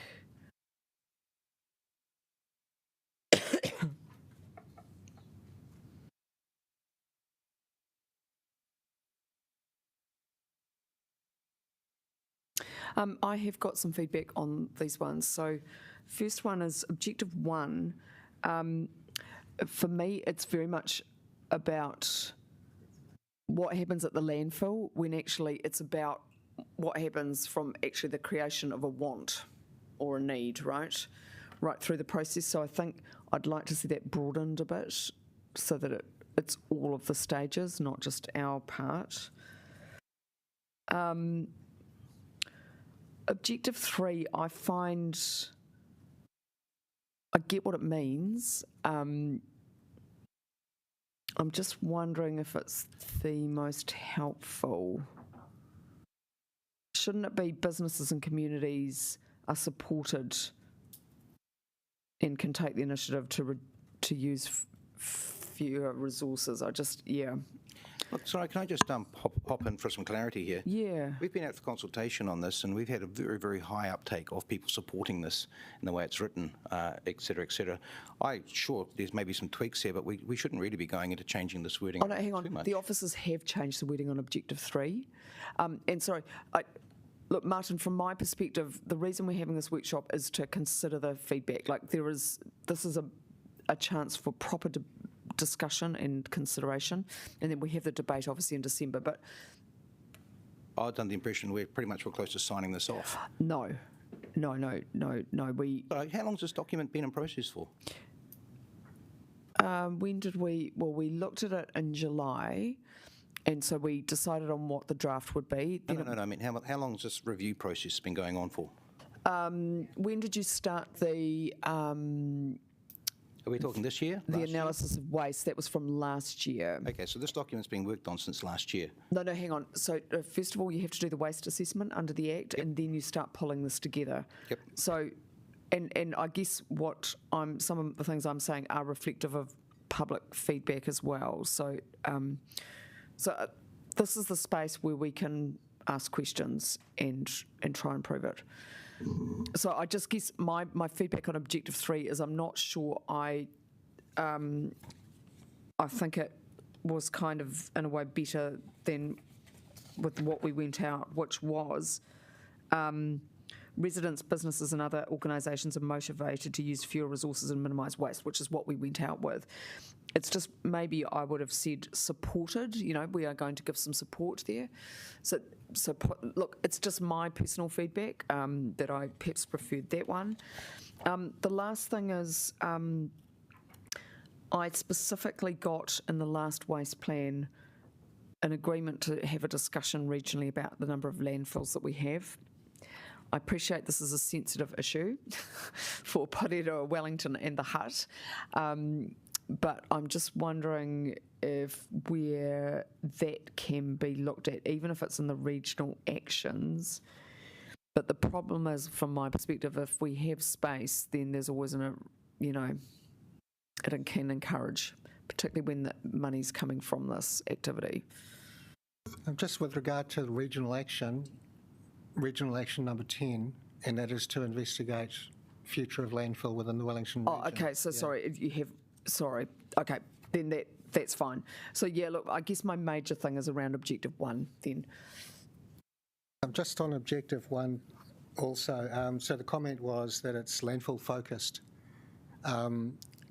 Waste and resource recovery systems, so how I would read that is if we had that objective, if we go out for a procurement of a new curbside service, we'll be requiring electric vehicles. I wonder if there's a way that perhaps it needs to be more obvious that Objective 1 is actually not about landfill. I guess my point is broader, that if we want to reduce our emissions, that you have to look at the whole process of productions of goods and services, and that starts way, way, way back than before it gets anywhere near a landfill. So I guess it was just about maybe if the wording could be to reflect the whole waste hierarchy, right? That's what, Nigel, do you have? So would that be taking out landfills and waste collections and just having it as waste and resource recovery system support a reduction in greenhouse gas emissions? Except it's still focused on waste, and that just goes back to Rebecca's point. It is about production as well as waste. Yep. Okay, maybe I read resource recovery as... Well, the whole of the hierarchy that we look at, which is also about reducing use. Yep. Yeah, so I guess that if that can be reflected, that would be... One thing I would note is that Objective 1 was well supported by the community, and most people were in support of it. The other thing to note is that we do want to have objectives that are measurable and achievable, and I do think currently the way it's worded is a lot more measurable than compared to 100%. You want to make sure the emissions are cut from the very beginning of the process, but how measurable is that to demonstrate success? Yeah. I totally take that's a very pragmatic point of view, but I guess that is some of the submitters do, because you can't just cut it off there, if so I guess even if you, maybe, Nigel, you're right, even if it just says resource recovery systems or resource systems, because resource systems are that's quite broad. But of course, I take your point. Sorry, sorry, your name is? Yeah, sorry. I think you make a good point, because we can absolutely measure that, and we can't measure what happens over in Korea or Germany, right? It's difficult, yeah. Councillors, any feedback on that particular one, or other things you'd like to see changed? Yep, objective 1. Yeah, good. Thanks, my Martin. 10 cents in. Again, this is specific with regards to support a reduction in greenhouse gases from landfills and waste collections. We've talked about trying to have measurable outcomes. This, to me, isn't measurable. We start making it too broad, and then all of a sudden we start getting subcategories of measurables, and we maybe don't do a whole heap of them very well. This is pretty specific, and if we can achieve this, that would be a great outcome. I think we've got to be, in some ways, a little bit careful that we don't go too broad at this stage, especially when things have been well supported through the consultation process. Okay, that feedback's heard. Colleagues, anything else that you'd like to say? Sorry, could we just put up the slide that showed the original versus the recommended? Yeah, definitely. That would be helpful for those who don't have the document. Which slide was that?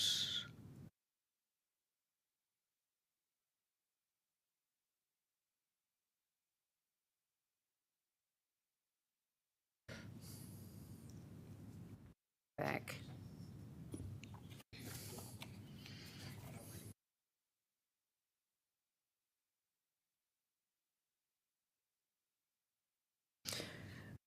Is it easier for colleagues to have it on the board for those who don't have the hard copy? What would you like to do?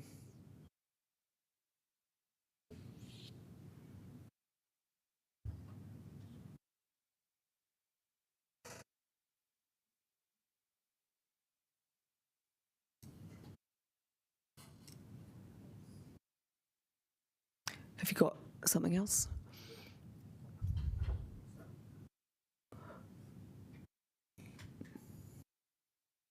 Nothing. Okay. Helen, have you got anything? I was going to say, this was one of the ones that was, as Emily said, was well supported by the people, and I think it's really important that if we're going to go out with this, we need to be able to give some really measurable targets that we've met and how we actually measure the progress. So I think playing around with this, making it too broad, just dilutes our ability to actually be measurable, I suppose. And one of the things that the feedback that came through was around data and being able to be measured. So I think it's really important that we stick to what we've got, and how we measure it is really important for me. Okay. Colleagues online, are there any comments you'd like to make? Thanks, Iona. I really like the wording of that, and I think it was Martin that spoke before. I think we don't want to go too far away from what this plan is actually about. It is a waste management and minimisation plan. So keeping that word waste in there is, I think it's good to keep that word in there as we move through these objectives and so forth, because it's that grab word. It is the first word of the plan. So I actually like the word waste in there. Okay. All right. Useful feedback. Anything more on the objectives before we get into the targets, which I'm sure there'll be lots of discussion on that. Right. Chair, may I make a comment, please? Yeah, sure.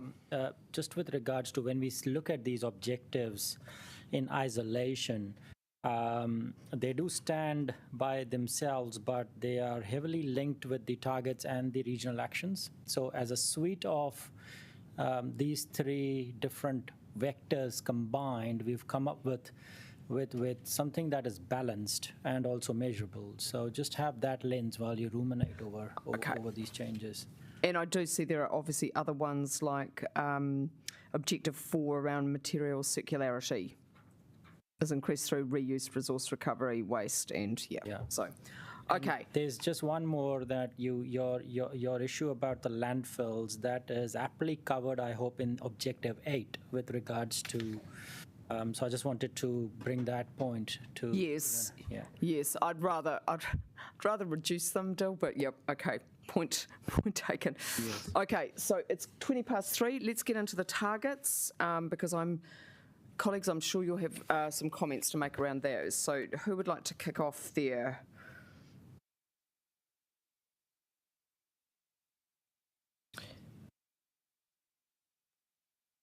I'm quite happy to just ask one question, Iona, just around the, I think it was number 3, and raising that to 50%. It concerns me a little bit how that might impact the Wairarapa, being a large rural area. Yep. That's quite a dramatic uplift for us. I think that's a fair enough point. Is it possible, officers, to do a rural and an urban one? Because I would expect it to be good in Wellington City. You know, we should be having electric trucks. But I get the point around the Wairarapa.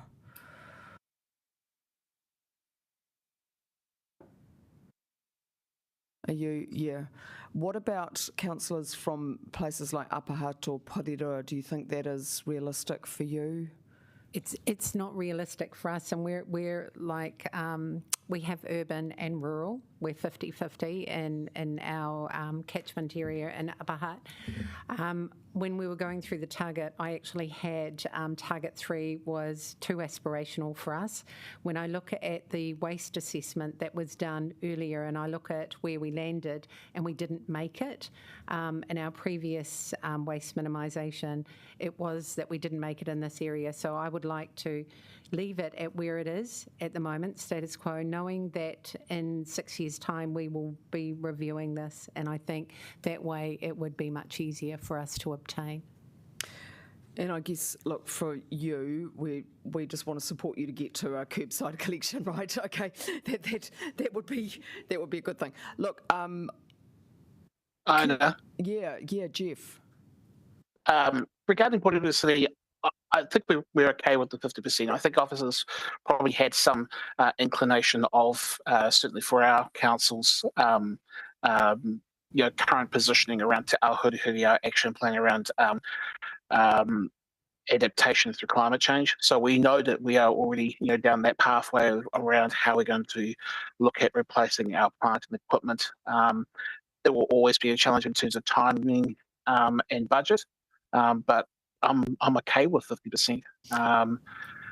We will, I would much rather take guidance from the officers who have, come back and given us, revised goals than to, and in response to the community, who have, called for us to have a bit, a stronger response on this stuff. Like, so if we have an urban-rural target, maybe would that address everyone's concerns? Because, Jeff, I would be with you, like when we go out to get new services, those trucks need to be electric as much as possible, right? Like, yeah. Yeah, look, I think splitting the two could actually make it more complex. You reckon? Because, Okay. well, whatever we do with one, fundamentally we will be doing with the other. So, if, like you said, going out and getting an electric truck, say for argument's sake, doesn't matter whether it's rural or central. The emissions will be saved because it's an electric truck. It's an overall. Still longer distances. Well, it's longer distances, but that's not necessarily an emissions target. If you've got an electric truck versus a petrol truck, say for argument's sake, the big change is moving it to electric. That hugely decreases your emissions, regardless of whether it be rural or not. I support Helen's views with regards to not needing to increase them substantially from where they are, and I say the same for target 6 as well. Iona, can I just say that I think we need to be cognizant that what we're doing is a regional plan, right? And we're 8 TAs. And while some of us are a little bit further down the track than others, we all want to actually land in a really amazing space, which is our vision. But it's a journey that we all need to look at when we're doing our LTPs, is what's affordable, which is also something that's come through. that people want this to happen, but they want it to be cost effective. So, you know, I just think that we need to be cognizant. And whilst everyone gets really impatient and wants things to happen yesterday, at the end of the day, it's really about making wins that we can actually do as a collective and actually celebrate the wins that we're going to do at a more realistic pace. Okay, well, how about I suggest that we keep the original target. Trust me, I'm a transport activist, so this is a massive compromise for me. But of course, that doesn't mean that Porirua and Wellington can't do better. But so it's you know that, and the deputy mayor and I will be on officers' backs about that particular one. But I think maybe just in the spirit of compromise, that might be the best way to go. Thank you. Now, I am thrilled to see that you've got 2026 for C&D. I am super impressed. So this is realistic. It's now like less than 3 years away. You think this is doable, given how the pace of local government generally? Yeah, as far as Porirua goes, we're not too far away from purchasing the plant and machinery. Oh, you're amazing. So the idea that people in Wellington... For everybody. Yeah, so the people in Wellington City would have a transfer station, or would they need to go over or from the hut? How do you think it's going to work?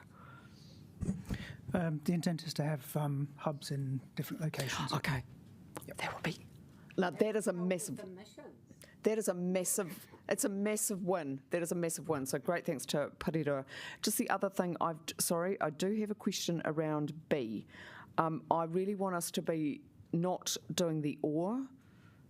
Yes, we should have a regional processing facility, but we are going to have other facilities which the community are already doing and want to deepen. So I'm just wondering if we could do and rather than or. Is that possible?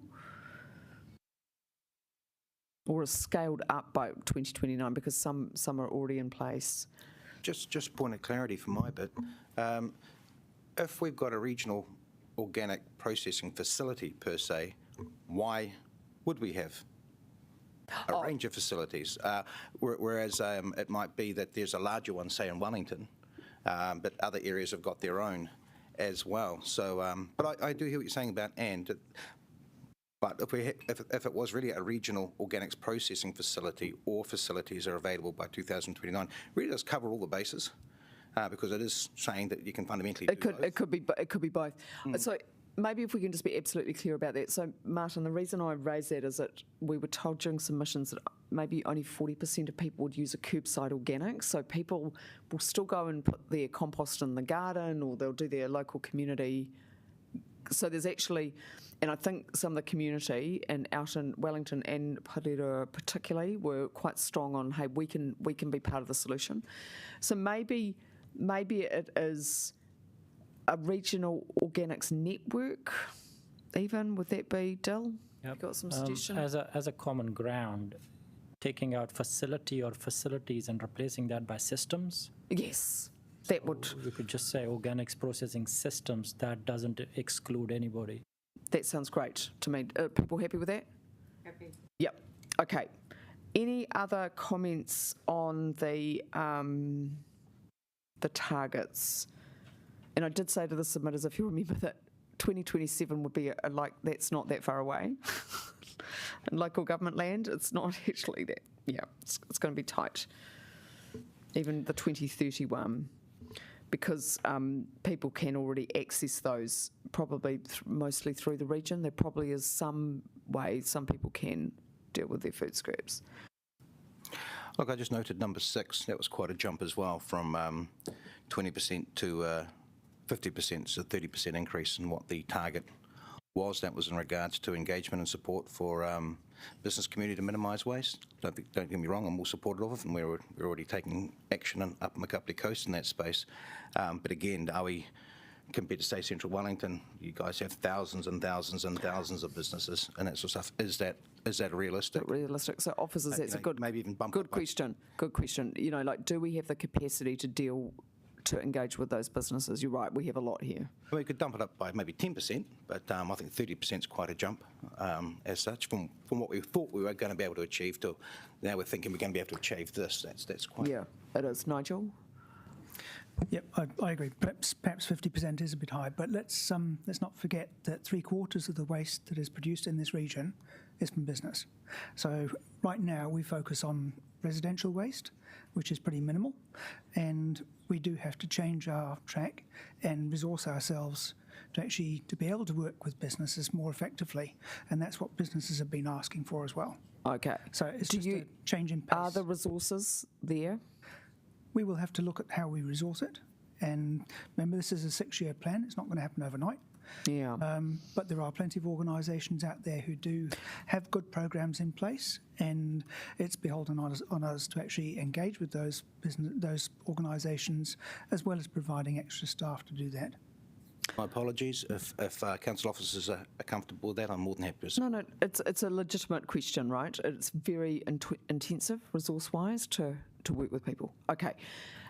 Iona, can I get just to pick up that? I mean, when I look at and I follow Sustainable Business, you know, the group that actually works with businesses to introduce sustainable practices and things like that, I actually speak to one of the people that goes and talks. She's actually one of our colleagues around our council table. And we had a really good conversation around this, and we thought that was just a step to go from 20 to 50%. Looking at the smaller councils that don't have the luxury of resourcing, yes, we agree that there needs to be a lot of work that needs to go into this, but, you know, some of this mitigation or adaptation can be done through our advocacy work through central government, because without, we don't actually hold the stick that is actually legislatively able to do this, that I don't want to set up our offices. Yes, we can pull some, levers to assist if you've got the funds there to help that, but just the resourcing alone for some of the smaller councils, I don't think it's there. I'm happy to move it from the 20%, but I just think that 50 is just a bit too far. Okay, colleagues online, do you have any views on that 50% target? Yeah, it's Tom here. I agree with the previous speaker. I think it's incredibly challenging, so maybe a range. And once we've dealt with that, could we go back to 1B? I just don't get the meaning of the changed wording, what that actually means. So if someone could explain that after we've sorted out target 6, please.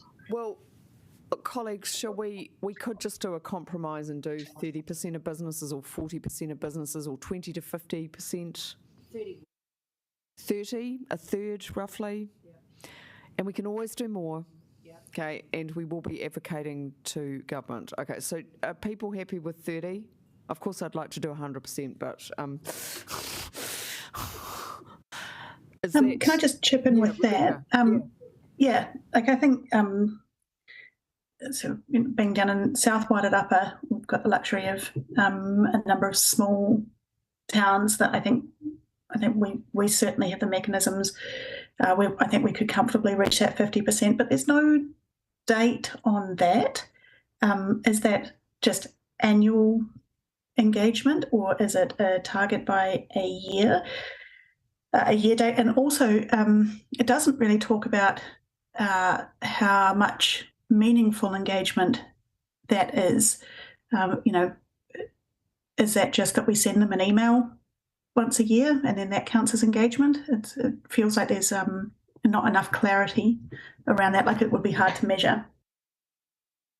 I think that's a fair enough point. Are we able to put maybe by 2030, because it is a big job? But Rebecca, your point is heard around your business community, right? Everyone's got a different one. So could we put a final date, and could we define that engagement needs to be more than just an email or a newsletter? Yes, we actually need to be going out and talking to people, or there might be some measures about how many people have achieved a level of certification, or participated in a program. There are ways of starting to measure, but to Helen's point is right, regulation will sort some out. Can I just say, through you, Chair, just that, for officers to have a 20% and then go to 50%, obviously they have a formula to measure. Would they like to share that with us? because it would be good to know what the baseline is and how you've actually measured it to say that you can get another 30% out of this. I don't think we actually had a formula as such. We were looking at the programs that we had on offer that we could actually go. I must admit, 50% is very, very ambitious. Thank you. I'm happy to go with 30. And should we go to 30, and then obviously we will rely on the South Wairarapa District Council to be a shining light for all of us and do 100%. And Wellington, of course, does need to carry some of the burden there too. So is everyone roughly okay with 30? We'll just, okay. All right. Now, just going back to B, so Tom, my thinking was we got a lot of feedback from submitters that it's not just about a big bang, highly technical, industrial kind of solution to dealing with organics. It is about bringing the community systems that are already in there, and a lot of people are thinking about expanding. So Dill just talked about systems, so that means that it's quite inclusive about how we would look at that processing. Does that make sense, or do you need some more explanation from officers? Yeah. So I'm wondering though, does that mean we might get away with, for example, in the Masterton district, 5 community groups having their own community organics processing? Which might work for those 5 communities, but the other 15 communities not in that space, so we don't have a system in place for them. So does it potentially exclude a processing facility? No, absolutely not. And I think the submitters were okay with having a facility, and obviously with the Wairarapa, the transporting of that there's a complexity there, right? So do you think the wording, the idea is that everyone should have access to some kind of system, whether it's a home composter or a big industrial plant or a community garden that will deal with your scraps, so you don't need to put them in your rubbish bag, which is our outcome. Do you think, Dill, are you happy with that wording, that it is, maybe we need to be clear that all households will have access to some kind of system?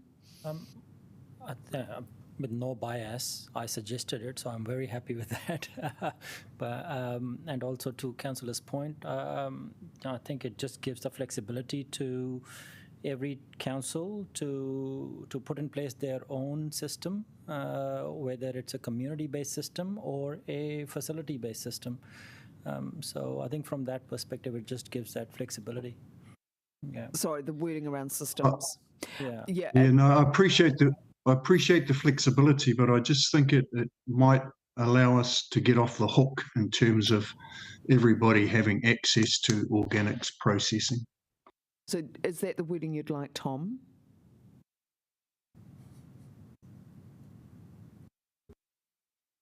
Is that maybe the thing, is that everyone has access, every household has access to a system by 2029?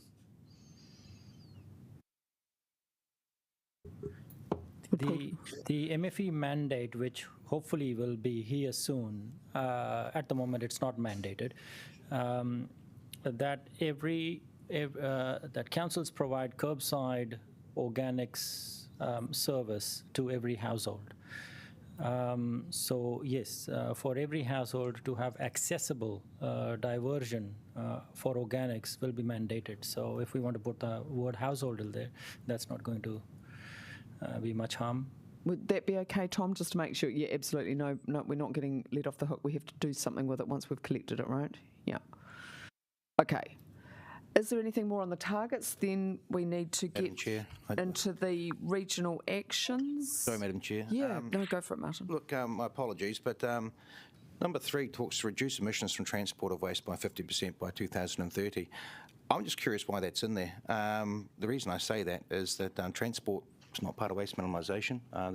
We'll pick that up in our emissions targets with regards to our district-wide climate approach as such, rather than it actually being waste minimisation per se. It should be consistent with our regional climate actions, but I guess, the waste has got to get to the place, right? If you wanted to measure it, no, that's fine. I just wanted but that's a fair enough point. Is it consistent, Dill?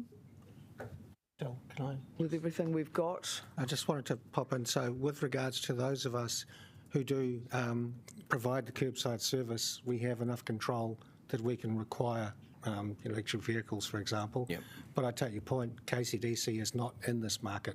Oh, we're looking to get there, don't worry. But as it is at the moment, you're not in the market, so you don't have control over that unless you're thinking about coming back in.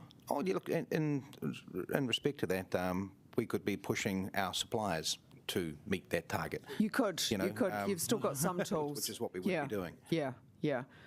I'm comfortable with it being in there, but just as long as it's all connecting in with other strategies. I just need to declare our hand. We sit in the same space as Kapiti, so, we're there in. But that's why we've reduced the target. So yeah. Okay. All right. We're now.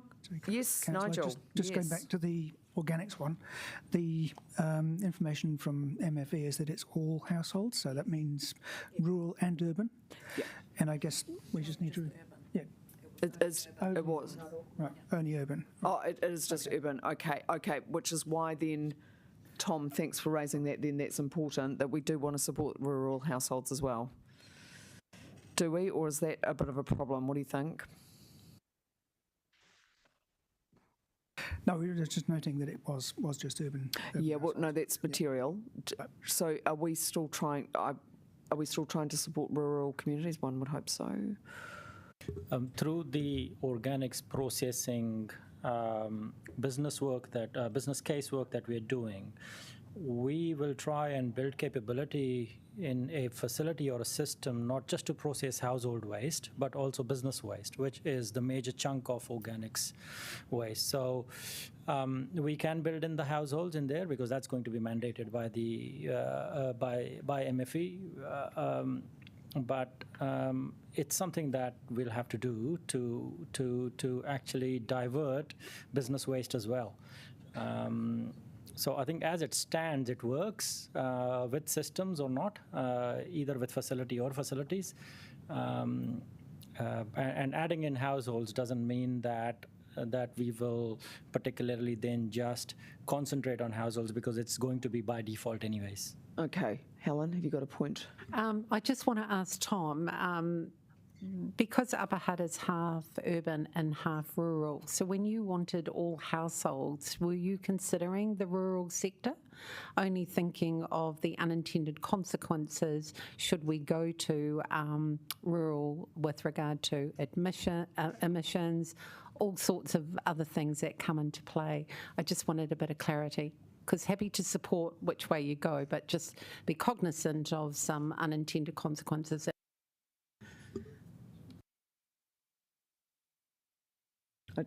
I don't think you got your microphone on, Tom. Can you hear me now? Yeah, we can. Thanks. Yeah. Thank you for making that point. I wasn't considering the rural at that point. It sort of hadn't jumped into my head, and I'm not sure where I think on the rural at the moment. A lot of the rural properties I'm familiar with, they tend to dispose of their organics in a fairly productive way. But I can't. Don't quote me on that. So I need to think a little bit more about the rural. But good point. So maybe it is clear it's urban households, and so maybe we just do stick with that, and that would be taking the bulk of our waste, right? So okay, and all right. Something else to factor in, as Helen's alluded to before, we will be doing a review of this, and that we could assess that as part of the review with regards to perhaps highlighting that as more. But B talks to facilities being created. Doesn't matter whether it's urban or rural; it's just facilities that we're creating. Okay. Urban's picked up further down there, but hopefully rural. It's a lot of stuff that they're taking care of on. Councillors, we're rocketing through. We've got 45 minutes. Right, so now I want to spend the bulk of the time on the regional actions because I think local councillors, you're going to be funding the work. So that's probably where so if we go on to that now. Look, my big comment on the regional actions is I wasn't supportive of some of the wording. I felt it had been weakened rather than strengthened. So I like wording to be quite clear. Like, for example, number 1, fund regional resources rather than allocate. I like fund. I think it's clear. There's an action in it, but colleagues may have some other views. So there's two issues there: the wording, whether you like the wording, and whether also in terms of the regional actions you think there's anything missing. So would people like to start having a discussion about that? And we're on page, what for the document?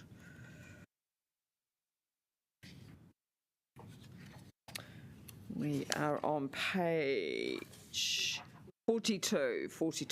Okay. Right, is there anyone that would like to comment?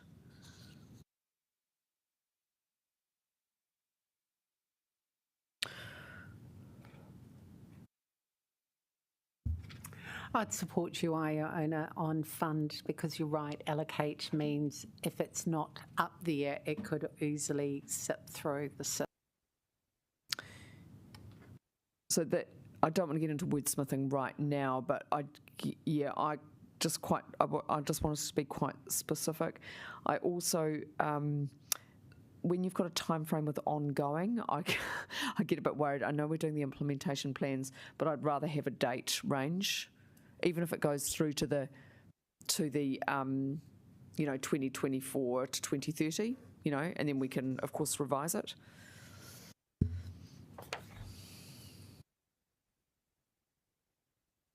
But I think you've got a good range of things here. So that's helpful.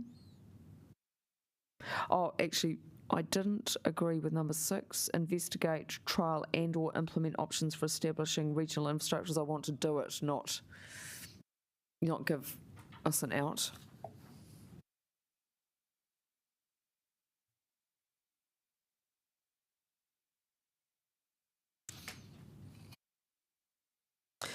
The other question I've got for officers is how are we going to lobby effectively? So would that be done through the regional leadership group? Is it mayors when they go and talk to the government? Like, we just need to think about how we're going to do that, and we need to be really effective. LGNZ is obviously another channel, yeah. There'll have to be a plan around that,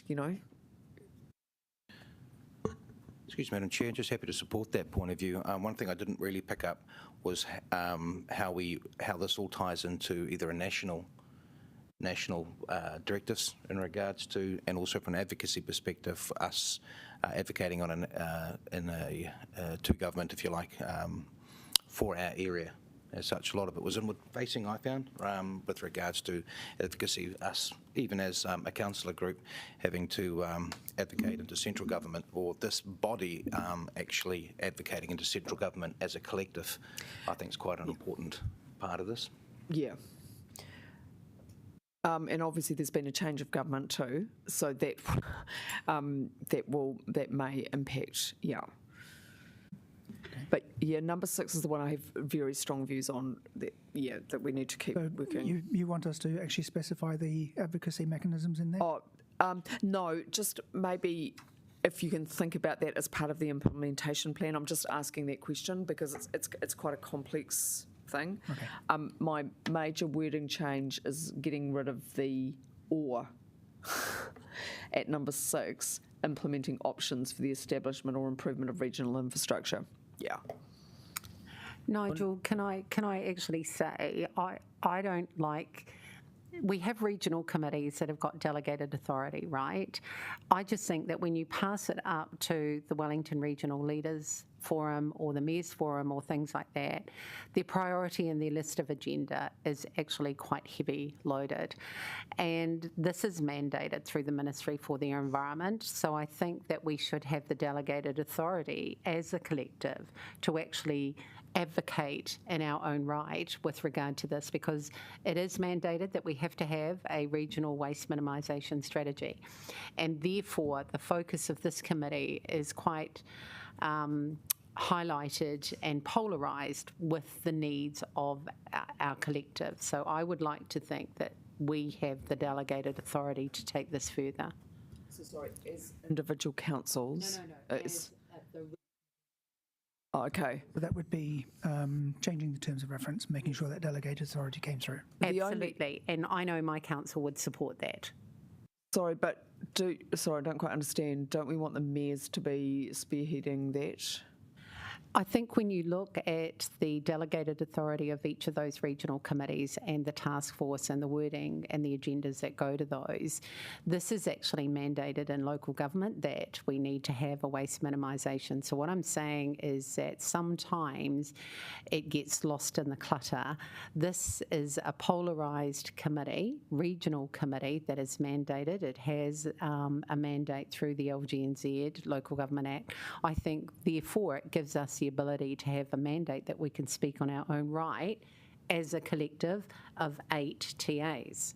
Okay, now that is a very interesting point, because what my approach would be that I will be talking to Tory because we're doing our own advocacy strategy rather than me, going off and talking to Scott Simpson or whoever's going to be the Minister for the Environment, right? But I think there's enough of a broad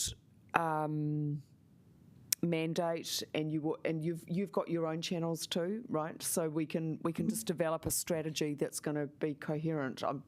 Yep. Blacks, I'd just like to weigh into that one too, if that's all right. Yeah, sure. Look, I agree with Helen.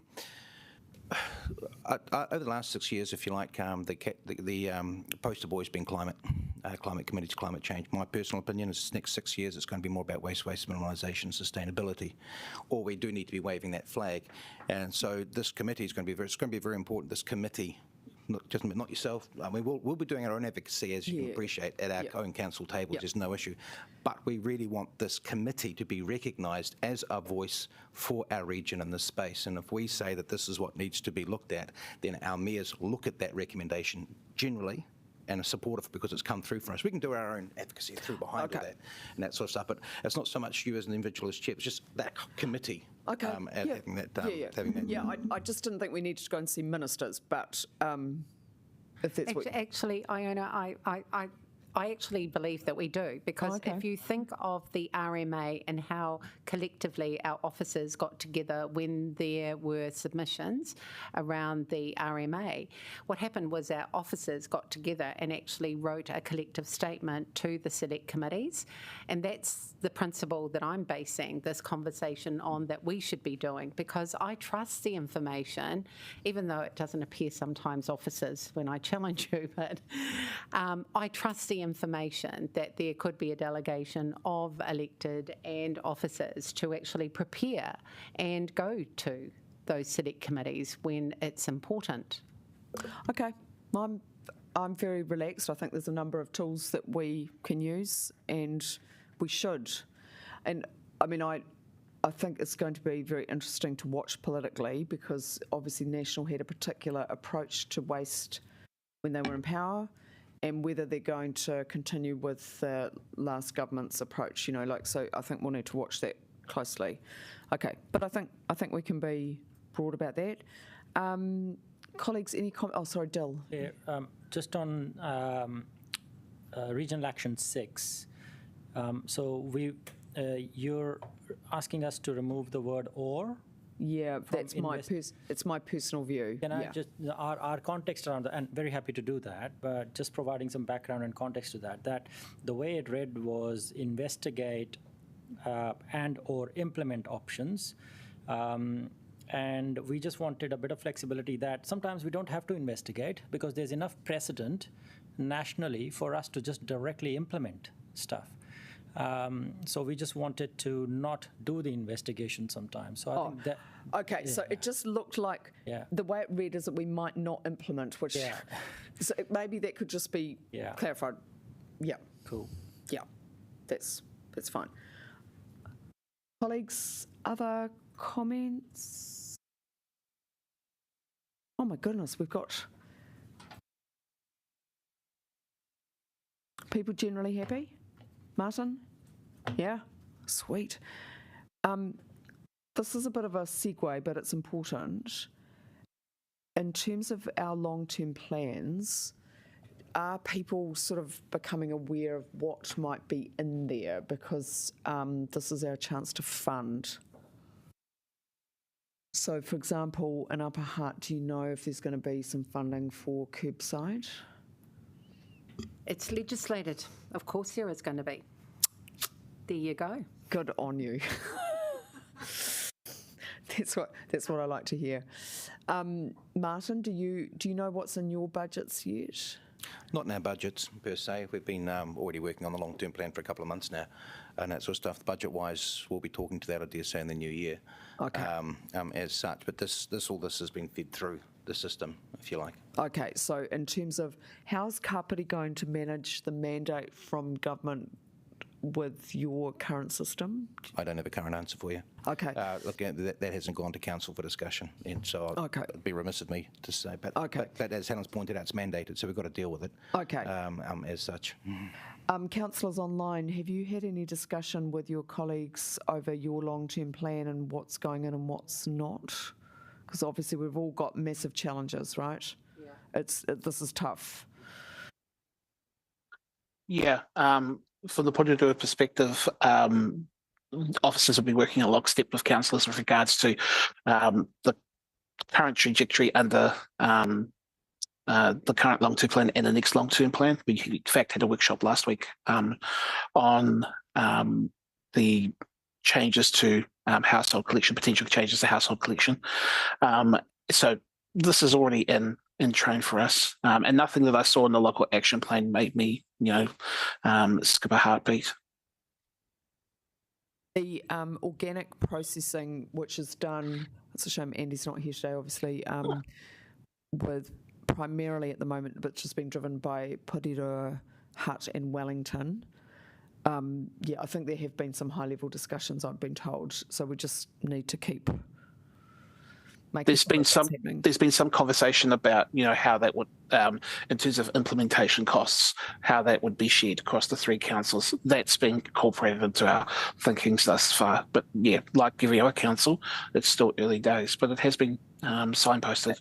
Okay, that's great. And obviously you're carrying some of the can for the C&D. I think we should say that there's many fathers of that wonderful child.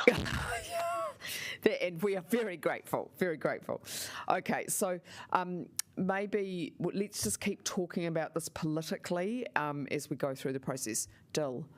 Thank you, Chair. I just want to follow up on this LTP conversation. It's critical that officers are supported through you as well in the for especially the organics processing. There's cost pressures everywhere in every council. What the organics processing will hinge on is your support through the LTP process, and what that will send a strong signal to MFE, who's going to be funding anywhere between 50 and 70% of not only the facility but also the bins. So there's a lot riding over the next 6 months, especially with organics. And if we are to meet any of these targets, the next 4 months are going to be critical. Okay. So, Jeff, I presume you heard that loud and clear. I'm absolutely committed. Helen, just in terms of Upper Hutt, do you think you'd want to come on board at some point? We'll continue the conversation. We did have a meeting that was scheduled, but I was banned from that, so we withdrew. Oh, okay. We might have that conversation offline. And Martin, just not excluding the Wairarapa, but still the urban, is that something? Oh, look, always open to conversations. Yeah, and happy to bring those back into our council. And your mayor is open to that? Most definitely. Okay, lovely. Okay, well, I'm very keen to show government how we can collaborate, right, while retaining our local voice. So that's awesome. Okay, anything more on the regional actions over in the Wairarapa? Are you, because we want to make sure you're feeling happy, are you okay with these?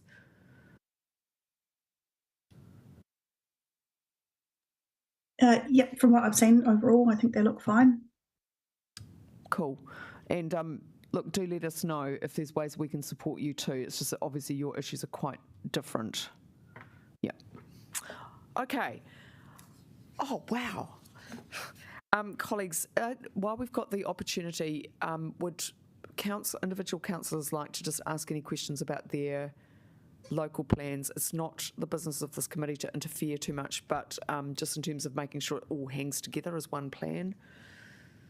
Is there anyone that wants to raise any questions?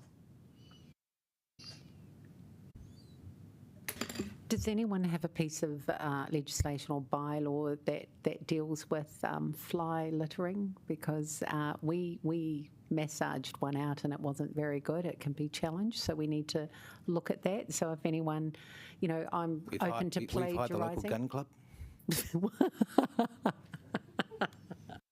I withdraw the comment. Councillor. We have 2 clubs in our vicinity, so Councillor Puru, City Council's got a solid waste and the litter bylaw we can have a look at. I know it is an issue for some people, and it is like the lowest rung of environmentalism, right? Yeah. Okay. Colleagues online, any questions about your local plan, or you're happy to work with your officers just to make sure you're okay? Yeah. Oh, I'm getting some thumbs up. That's awesome. Thanks. Sorry, Iona. Yeah, I wasn't sure if you have been introduced to our new waste minimisation officer, Savish Tiwari. No. So, Savish, would you like to introduce yourself to the team? Hello, everyone. Kia ora. Thank you, Steve. As Steve say, I'm the new Waste Minimisation and Management Officer for Carlton District Council, and this is my 4th week running. So that's why I was very keen to understand and what the councillors has to say, and was interacting a bit with the other waste minimisation officers in the background to understand what the plan is actually and where are we implementing. So yeah, I will be definitely interacting with many of you and most of you in the upcoming years, and looking forward to definitely go with the best foot forward in terms of waste minimisation plan. Welcome on Thank board. you, Steve. It's great. Thank you. It's great to have you here. Thank you so much. Right. I do have a question about Wellington. I love it, but it's very, very it is a bit waffly, like saying things like work with central government agencies to inform and shape system changes.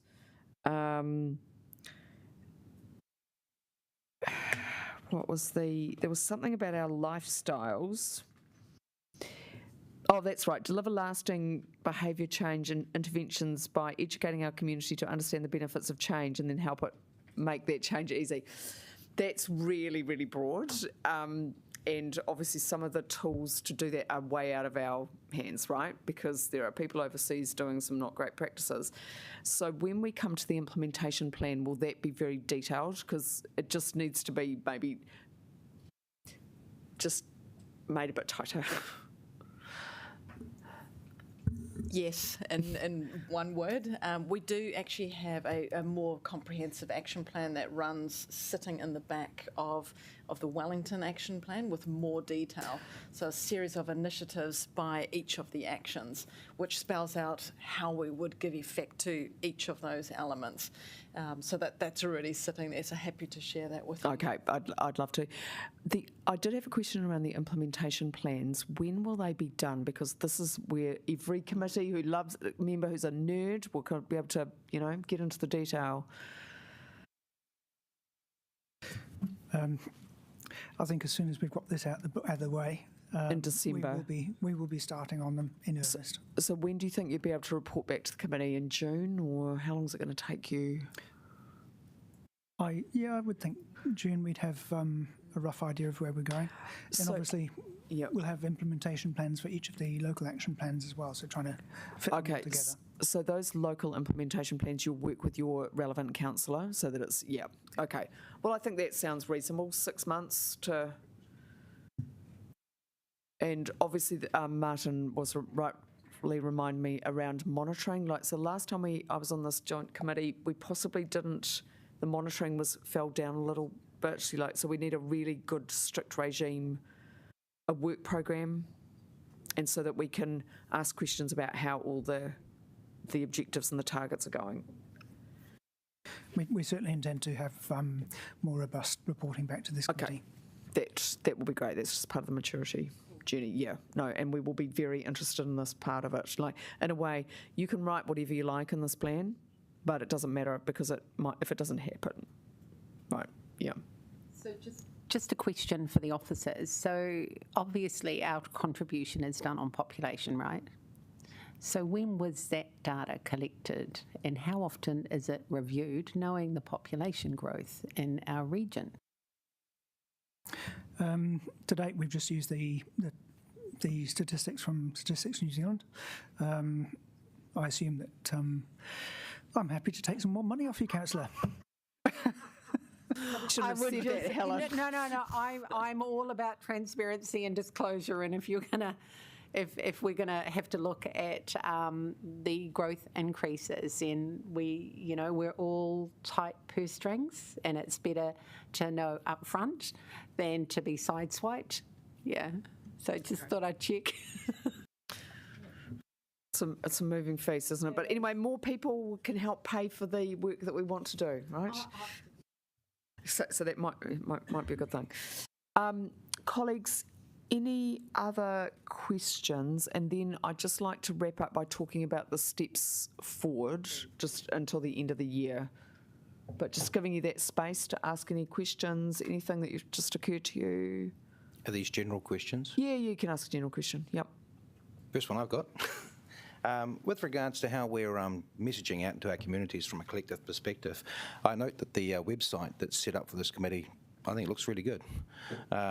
Rather than councils sort of developing their own websites, it would be great to be able to, if you like, link into one centralised site as such. And I appreciate from a comms perspective, I think we've all got representatives as part of the overall comms thing, but I'd hate to think we're all going to try and duplicate something, especially if it's, again, educating our communities with regards to perhaps pathways and showing people where recycling goes and that sort of stuff. If we could have one resource for that we could link to, would be fantastic. Sensible suggestion, Nigel. Yep, you'll be pleased to know, Councillor, that the communications team that was behind a lot of that are dead keen to carry on working in that space. Fantastic. And as officers, we're really keen to make sure we have a coherent view from all of us. That would be amazing if it was a hub, right? We just knew that that was the source of truth, so to speak. Yeah. Cool. Another one is, just it's a curiosity thing. I challenge this a little bit when back in our council as well. I appreciate using Te Reo Māori with regards to translation as such, but I'm quite surprised that I'm assuming that the Te Reo Māori translations of the English, and this is not an English translation of Te Reo Māori, or Te Reo Māori, because I would have thought that you'd have the English, then you'd have the translation after it, as such. Do you mean the order in which they are presented, or? Yeah, on the document. Right, because we do the Te Reo Māori translation of what comes after it, per se. Is that legislated or something? No, I don't know if it's legislated, but it is a translation of the English into Te Reo Māori. But do you want them in a different order? Well, I always thought if you're translating something, you put what you're going to translate first. So that's the topic, well, that's the, sentence you relate, and then we do a translation of it afterwards. That makes sense. I think the convention at council and I think in central government is to have the Te Reo Māori, language first. And so that's what we've replicated. That's cool. Fair comment? Yeah, I know it's just everyone sort of seems to follow everyone else on this one, but yeah, it does surprise me because to me I find that confusing, and I'm sure a heck of a lot of other people do as well. And the whole point is trying to engage. I appreciate what we're trying to do with regards to getting Te Ao Māori out there and in a common form, but sometimes we can unwearingly put up barriers, and it becomes almost counterproductive, if you like. So, but after saying that, I just actually did want to comment, having a look at the previous document compared to where we are now, the way Te Reo has been introduced, I think is fantastic. I think it's been a big step up, and I'm very happy with the way the setting out of the document and how it's included in there as well. Always room for improvement, and I would see it more than of an integration at the next review, which would be another big step up. But compared to where we were in the last document, we're streets ahead. So just make that comment that Te Reo Māori is the official language of our country, so and the language of the Indigenous people, so it's granted that precedence. But I take your point. Like if you're translating something from French, you'd put the yeah. So, but I think it's a catch-22. You're damned if you do, and you're damned if you don't. Here we are talking about giving the language its proper place. Yeah. I would suggest you write the whole document in Te Reo Māori then, if that's the case, because that's what you're referring. That's what you're sort of indicating. Well, and to be honest too, I would be worried if we were getting just translating, because we're talking about two different worldviews. They don't always quite. It's not always possible to get an exact translation. Yeah, so we just need to. But then the question would be, what are you translating? But hey, look, I'm not going to get into a theological debate on this. But I think the idea is that they are, they've got some comparable meaning, right? They're not completely different. That's not what I'm referring to. I'm just referring to the ease of the community to engage with the document. I appreciate what's trying to be achieved, and maybe the next iteration we could do it that way. But at the moment, we're just trying to get engagement. And in both, we're trying to get engagement with Te Ao Māori, but we're also trying to get engagement with that community, and making this document easily readable is very, very important as well. Okay. Yep. Just one last thing for you, Councillor. Can you give us an idea of where we want councillors to be involved in writing the forward?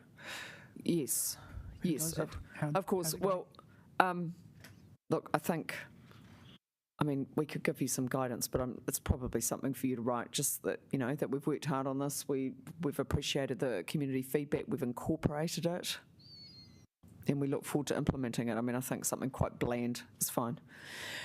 What I am interested to talk to you about, just because we have had 3 days, I have not looked at all the submissions. So I'm just wondering, colleagues, whether we're going to have this other meeting on the 13th. If we could just, if there is any more feedback, whether we can feed it through, maybe to Nigel or Evie, Lisa, who's the right person? All right. In the first instance, sorry, Evie, it's Evie. Okay, so through to Evie, if you've got any more comments, it has been quite, and there is a lot there, and sometimes it is a matter of picking up particular words. What is a reasonable time frame, colleagues? And appreciate you've all got lots of work on. It's a busy time of year, but we want to have that back before the 13th. 13th of November? Yeah. Yep, that's cool. So before then, the 7th of November, whatever day that is. Just to give officers some time to consider it. 7th, I think, is a Tuesday. We're actually pretty good from our end, so I won't be anything Okay. I just want to assure the submitters that everyone was read by me, as well as obviously the officers have done a great job. Is that realistic for you, Helen? Yeah. Everything.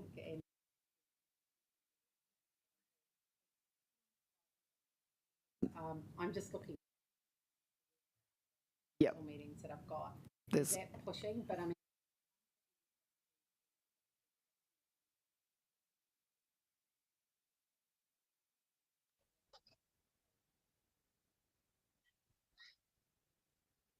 is that I think with the 13th of November, if it was possible to come a little earlier than that, it would give us sufficient time to take on board all of the feedback from across the committee. I can forego it. So can we get it in that first week of November, as much time as possible, so then you've got and we will do our best. There's just quite a lot of 7th. There's quite a lot of pages, but yeah. Colleagues online, does that suit you, just in terms of your workload, appreciating busy time of year? Yep, okay, I'm getting a thumbs up, great. Okay, then what's going to happen, so we're going to have another workshop on the 13th. Hopefully then we will nail things down, so just Martin being clear about that, and hopefully then the debate in December is actually pretty straightforward, because we've done quite a lot of talking. Does that sound okay? Lisa, can I just get Lisa just to let you know the next steps for us? Yeah, that'd be and then- great. Yep. Thanks. Thanks, Nigel. So after the 13th of November, we then go into a period of last updates to the WMMP. We're hoping that the 13th of November will give us the final clarity that we do need. So we'll probably have one further week thereafter, and then we go into the reporting stage, ready for the 4th of December recommendation to adopt the WMMP. So we've got quite a bit of work ahead of us. So apologies for requesting the feedback a little earlier, but it will just give us a lot more time. Equally, we do need to do some additional te reo translations and updates to those. So there's another set of timeframes that run behind that as well. I suppose with the te reo translations, for clarity, are we looking to swap the order of those around or just retain them as they currently are? It is the convention. Yeah. Okay. There'll still be lots in English, and I would support translating the whole document. Eventually we do need to. Yeah. Just lastly, post the 4th of December, all going to plan, we then go into respective council adoptions for the WMMP, so that they're staggered. All before the middle of December, so that by the time we go on break, it's all done and dusted. Unfortunately, they won't be. They go all the way into Q1 of next year as well. So to the end of March. Oh, it's okay. It's end of March. Is it? You're talking about? Okay. So it is going to take a while. Yeah. Okay. But that doesn't mean that we don't stop working, right? When's our next meeting after December?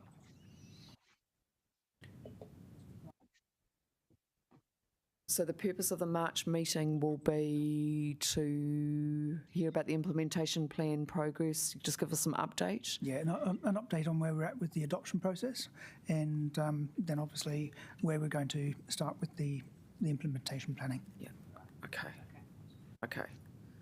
And then maybe could we also just, we could have a verbal update on progress on the LTP, because we'll be going up for consultation about then. Yeah, okay.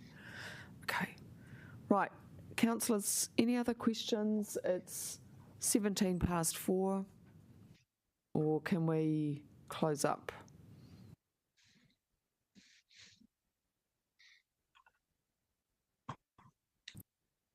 I just want to reiterate what you started with, Iona, as the chair of this workshop, to thank the officers for the work that they've put into this document that have been brought to us.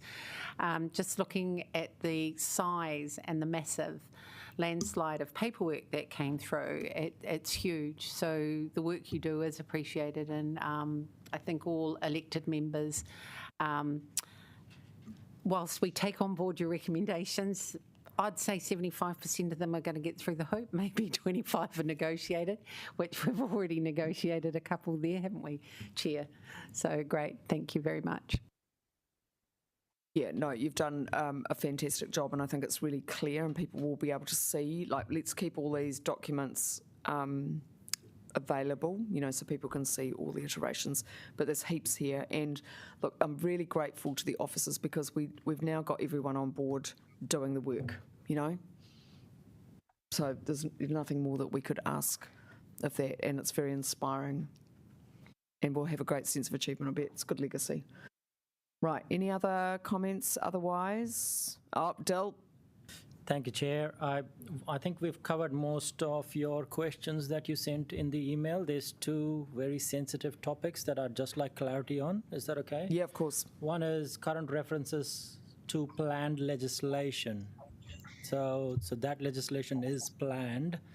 There's not much factual room for us to use other terminology because it's not mandated yet with regards to MFE. So we will have a look at what terminology we are using, and if it's not legislated, then we might have to use it. But wherever it is legislated, then we'll just use it as that, just to strengthen the terminology there.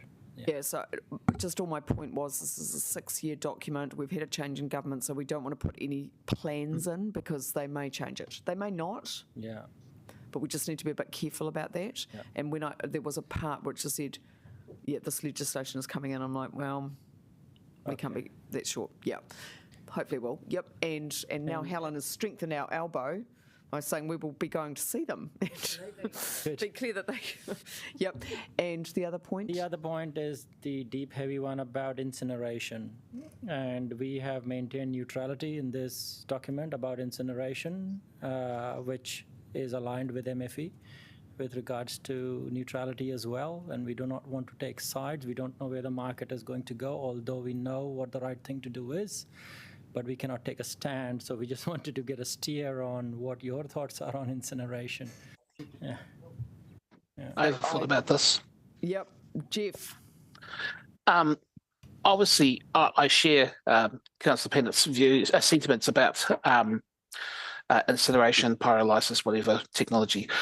I think because of the nature of the high level language within the plan, perhaps it would be best if we look at this as a health and well-being issue in terms of those technological solutions compromise people's health, and so perhaps the language should be that decisions that are made by the councils around investment or procurement should put that at the forefront of, or not risk that in making decisions, which would encompass not just saying no to incineration, but to any other technologies that may emerge that have questionable side effects.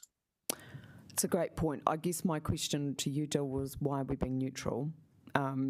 It's not a great solution. And I know that's why I picked it up from submitters. Martin, do you want to? Sorry, I'm going to jump in on this one. I don't have any issue with incineration with regards to an option. I think we take the neutral stance on it. The reason being is there is plenty of evidence overseas of basically, if you like, circular with regards to emissions not being an issue. So sure, open incineration, that's something we're not going to agree to, but there are lots and lots of closed incineration options as well that are being used quite effectively in this space. I'd be quite concerned if we weren't going to take a look at them per se, or basically just move away from that at this stage. I think it needs to be in the mix. We don't have to highlight it as such, but it should be part of the consideration mix. Okay. Any other views from the committee? Iona, thank you. I would agree with Martin there that excluding incineration from the document would be an unwise choice, because you don't know how the development of that side of getting rid of waste in 12 months' time or 24 months' time, the technology around that could have totally changed, and it could be improved significantly. So I'd hate to see it excluded from a document altogether. Okay. I guess, look, I probably won't make a big deal of it, because that's, we will probably not go there. That's going to have significant impacts, and I would expect a cultural report too. Okay. But we don't need to have a big fight. We've done some good work today, and we have had some robust discussion, which was the point of this, Martin. This is what we're here to do, and I think that was an incredibly valuable thing to have gone through. Right. Final calls for comments. Otherwise, please go home and maybe get a bit of sunshine, if there's any left.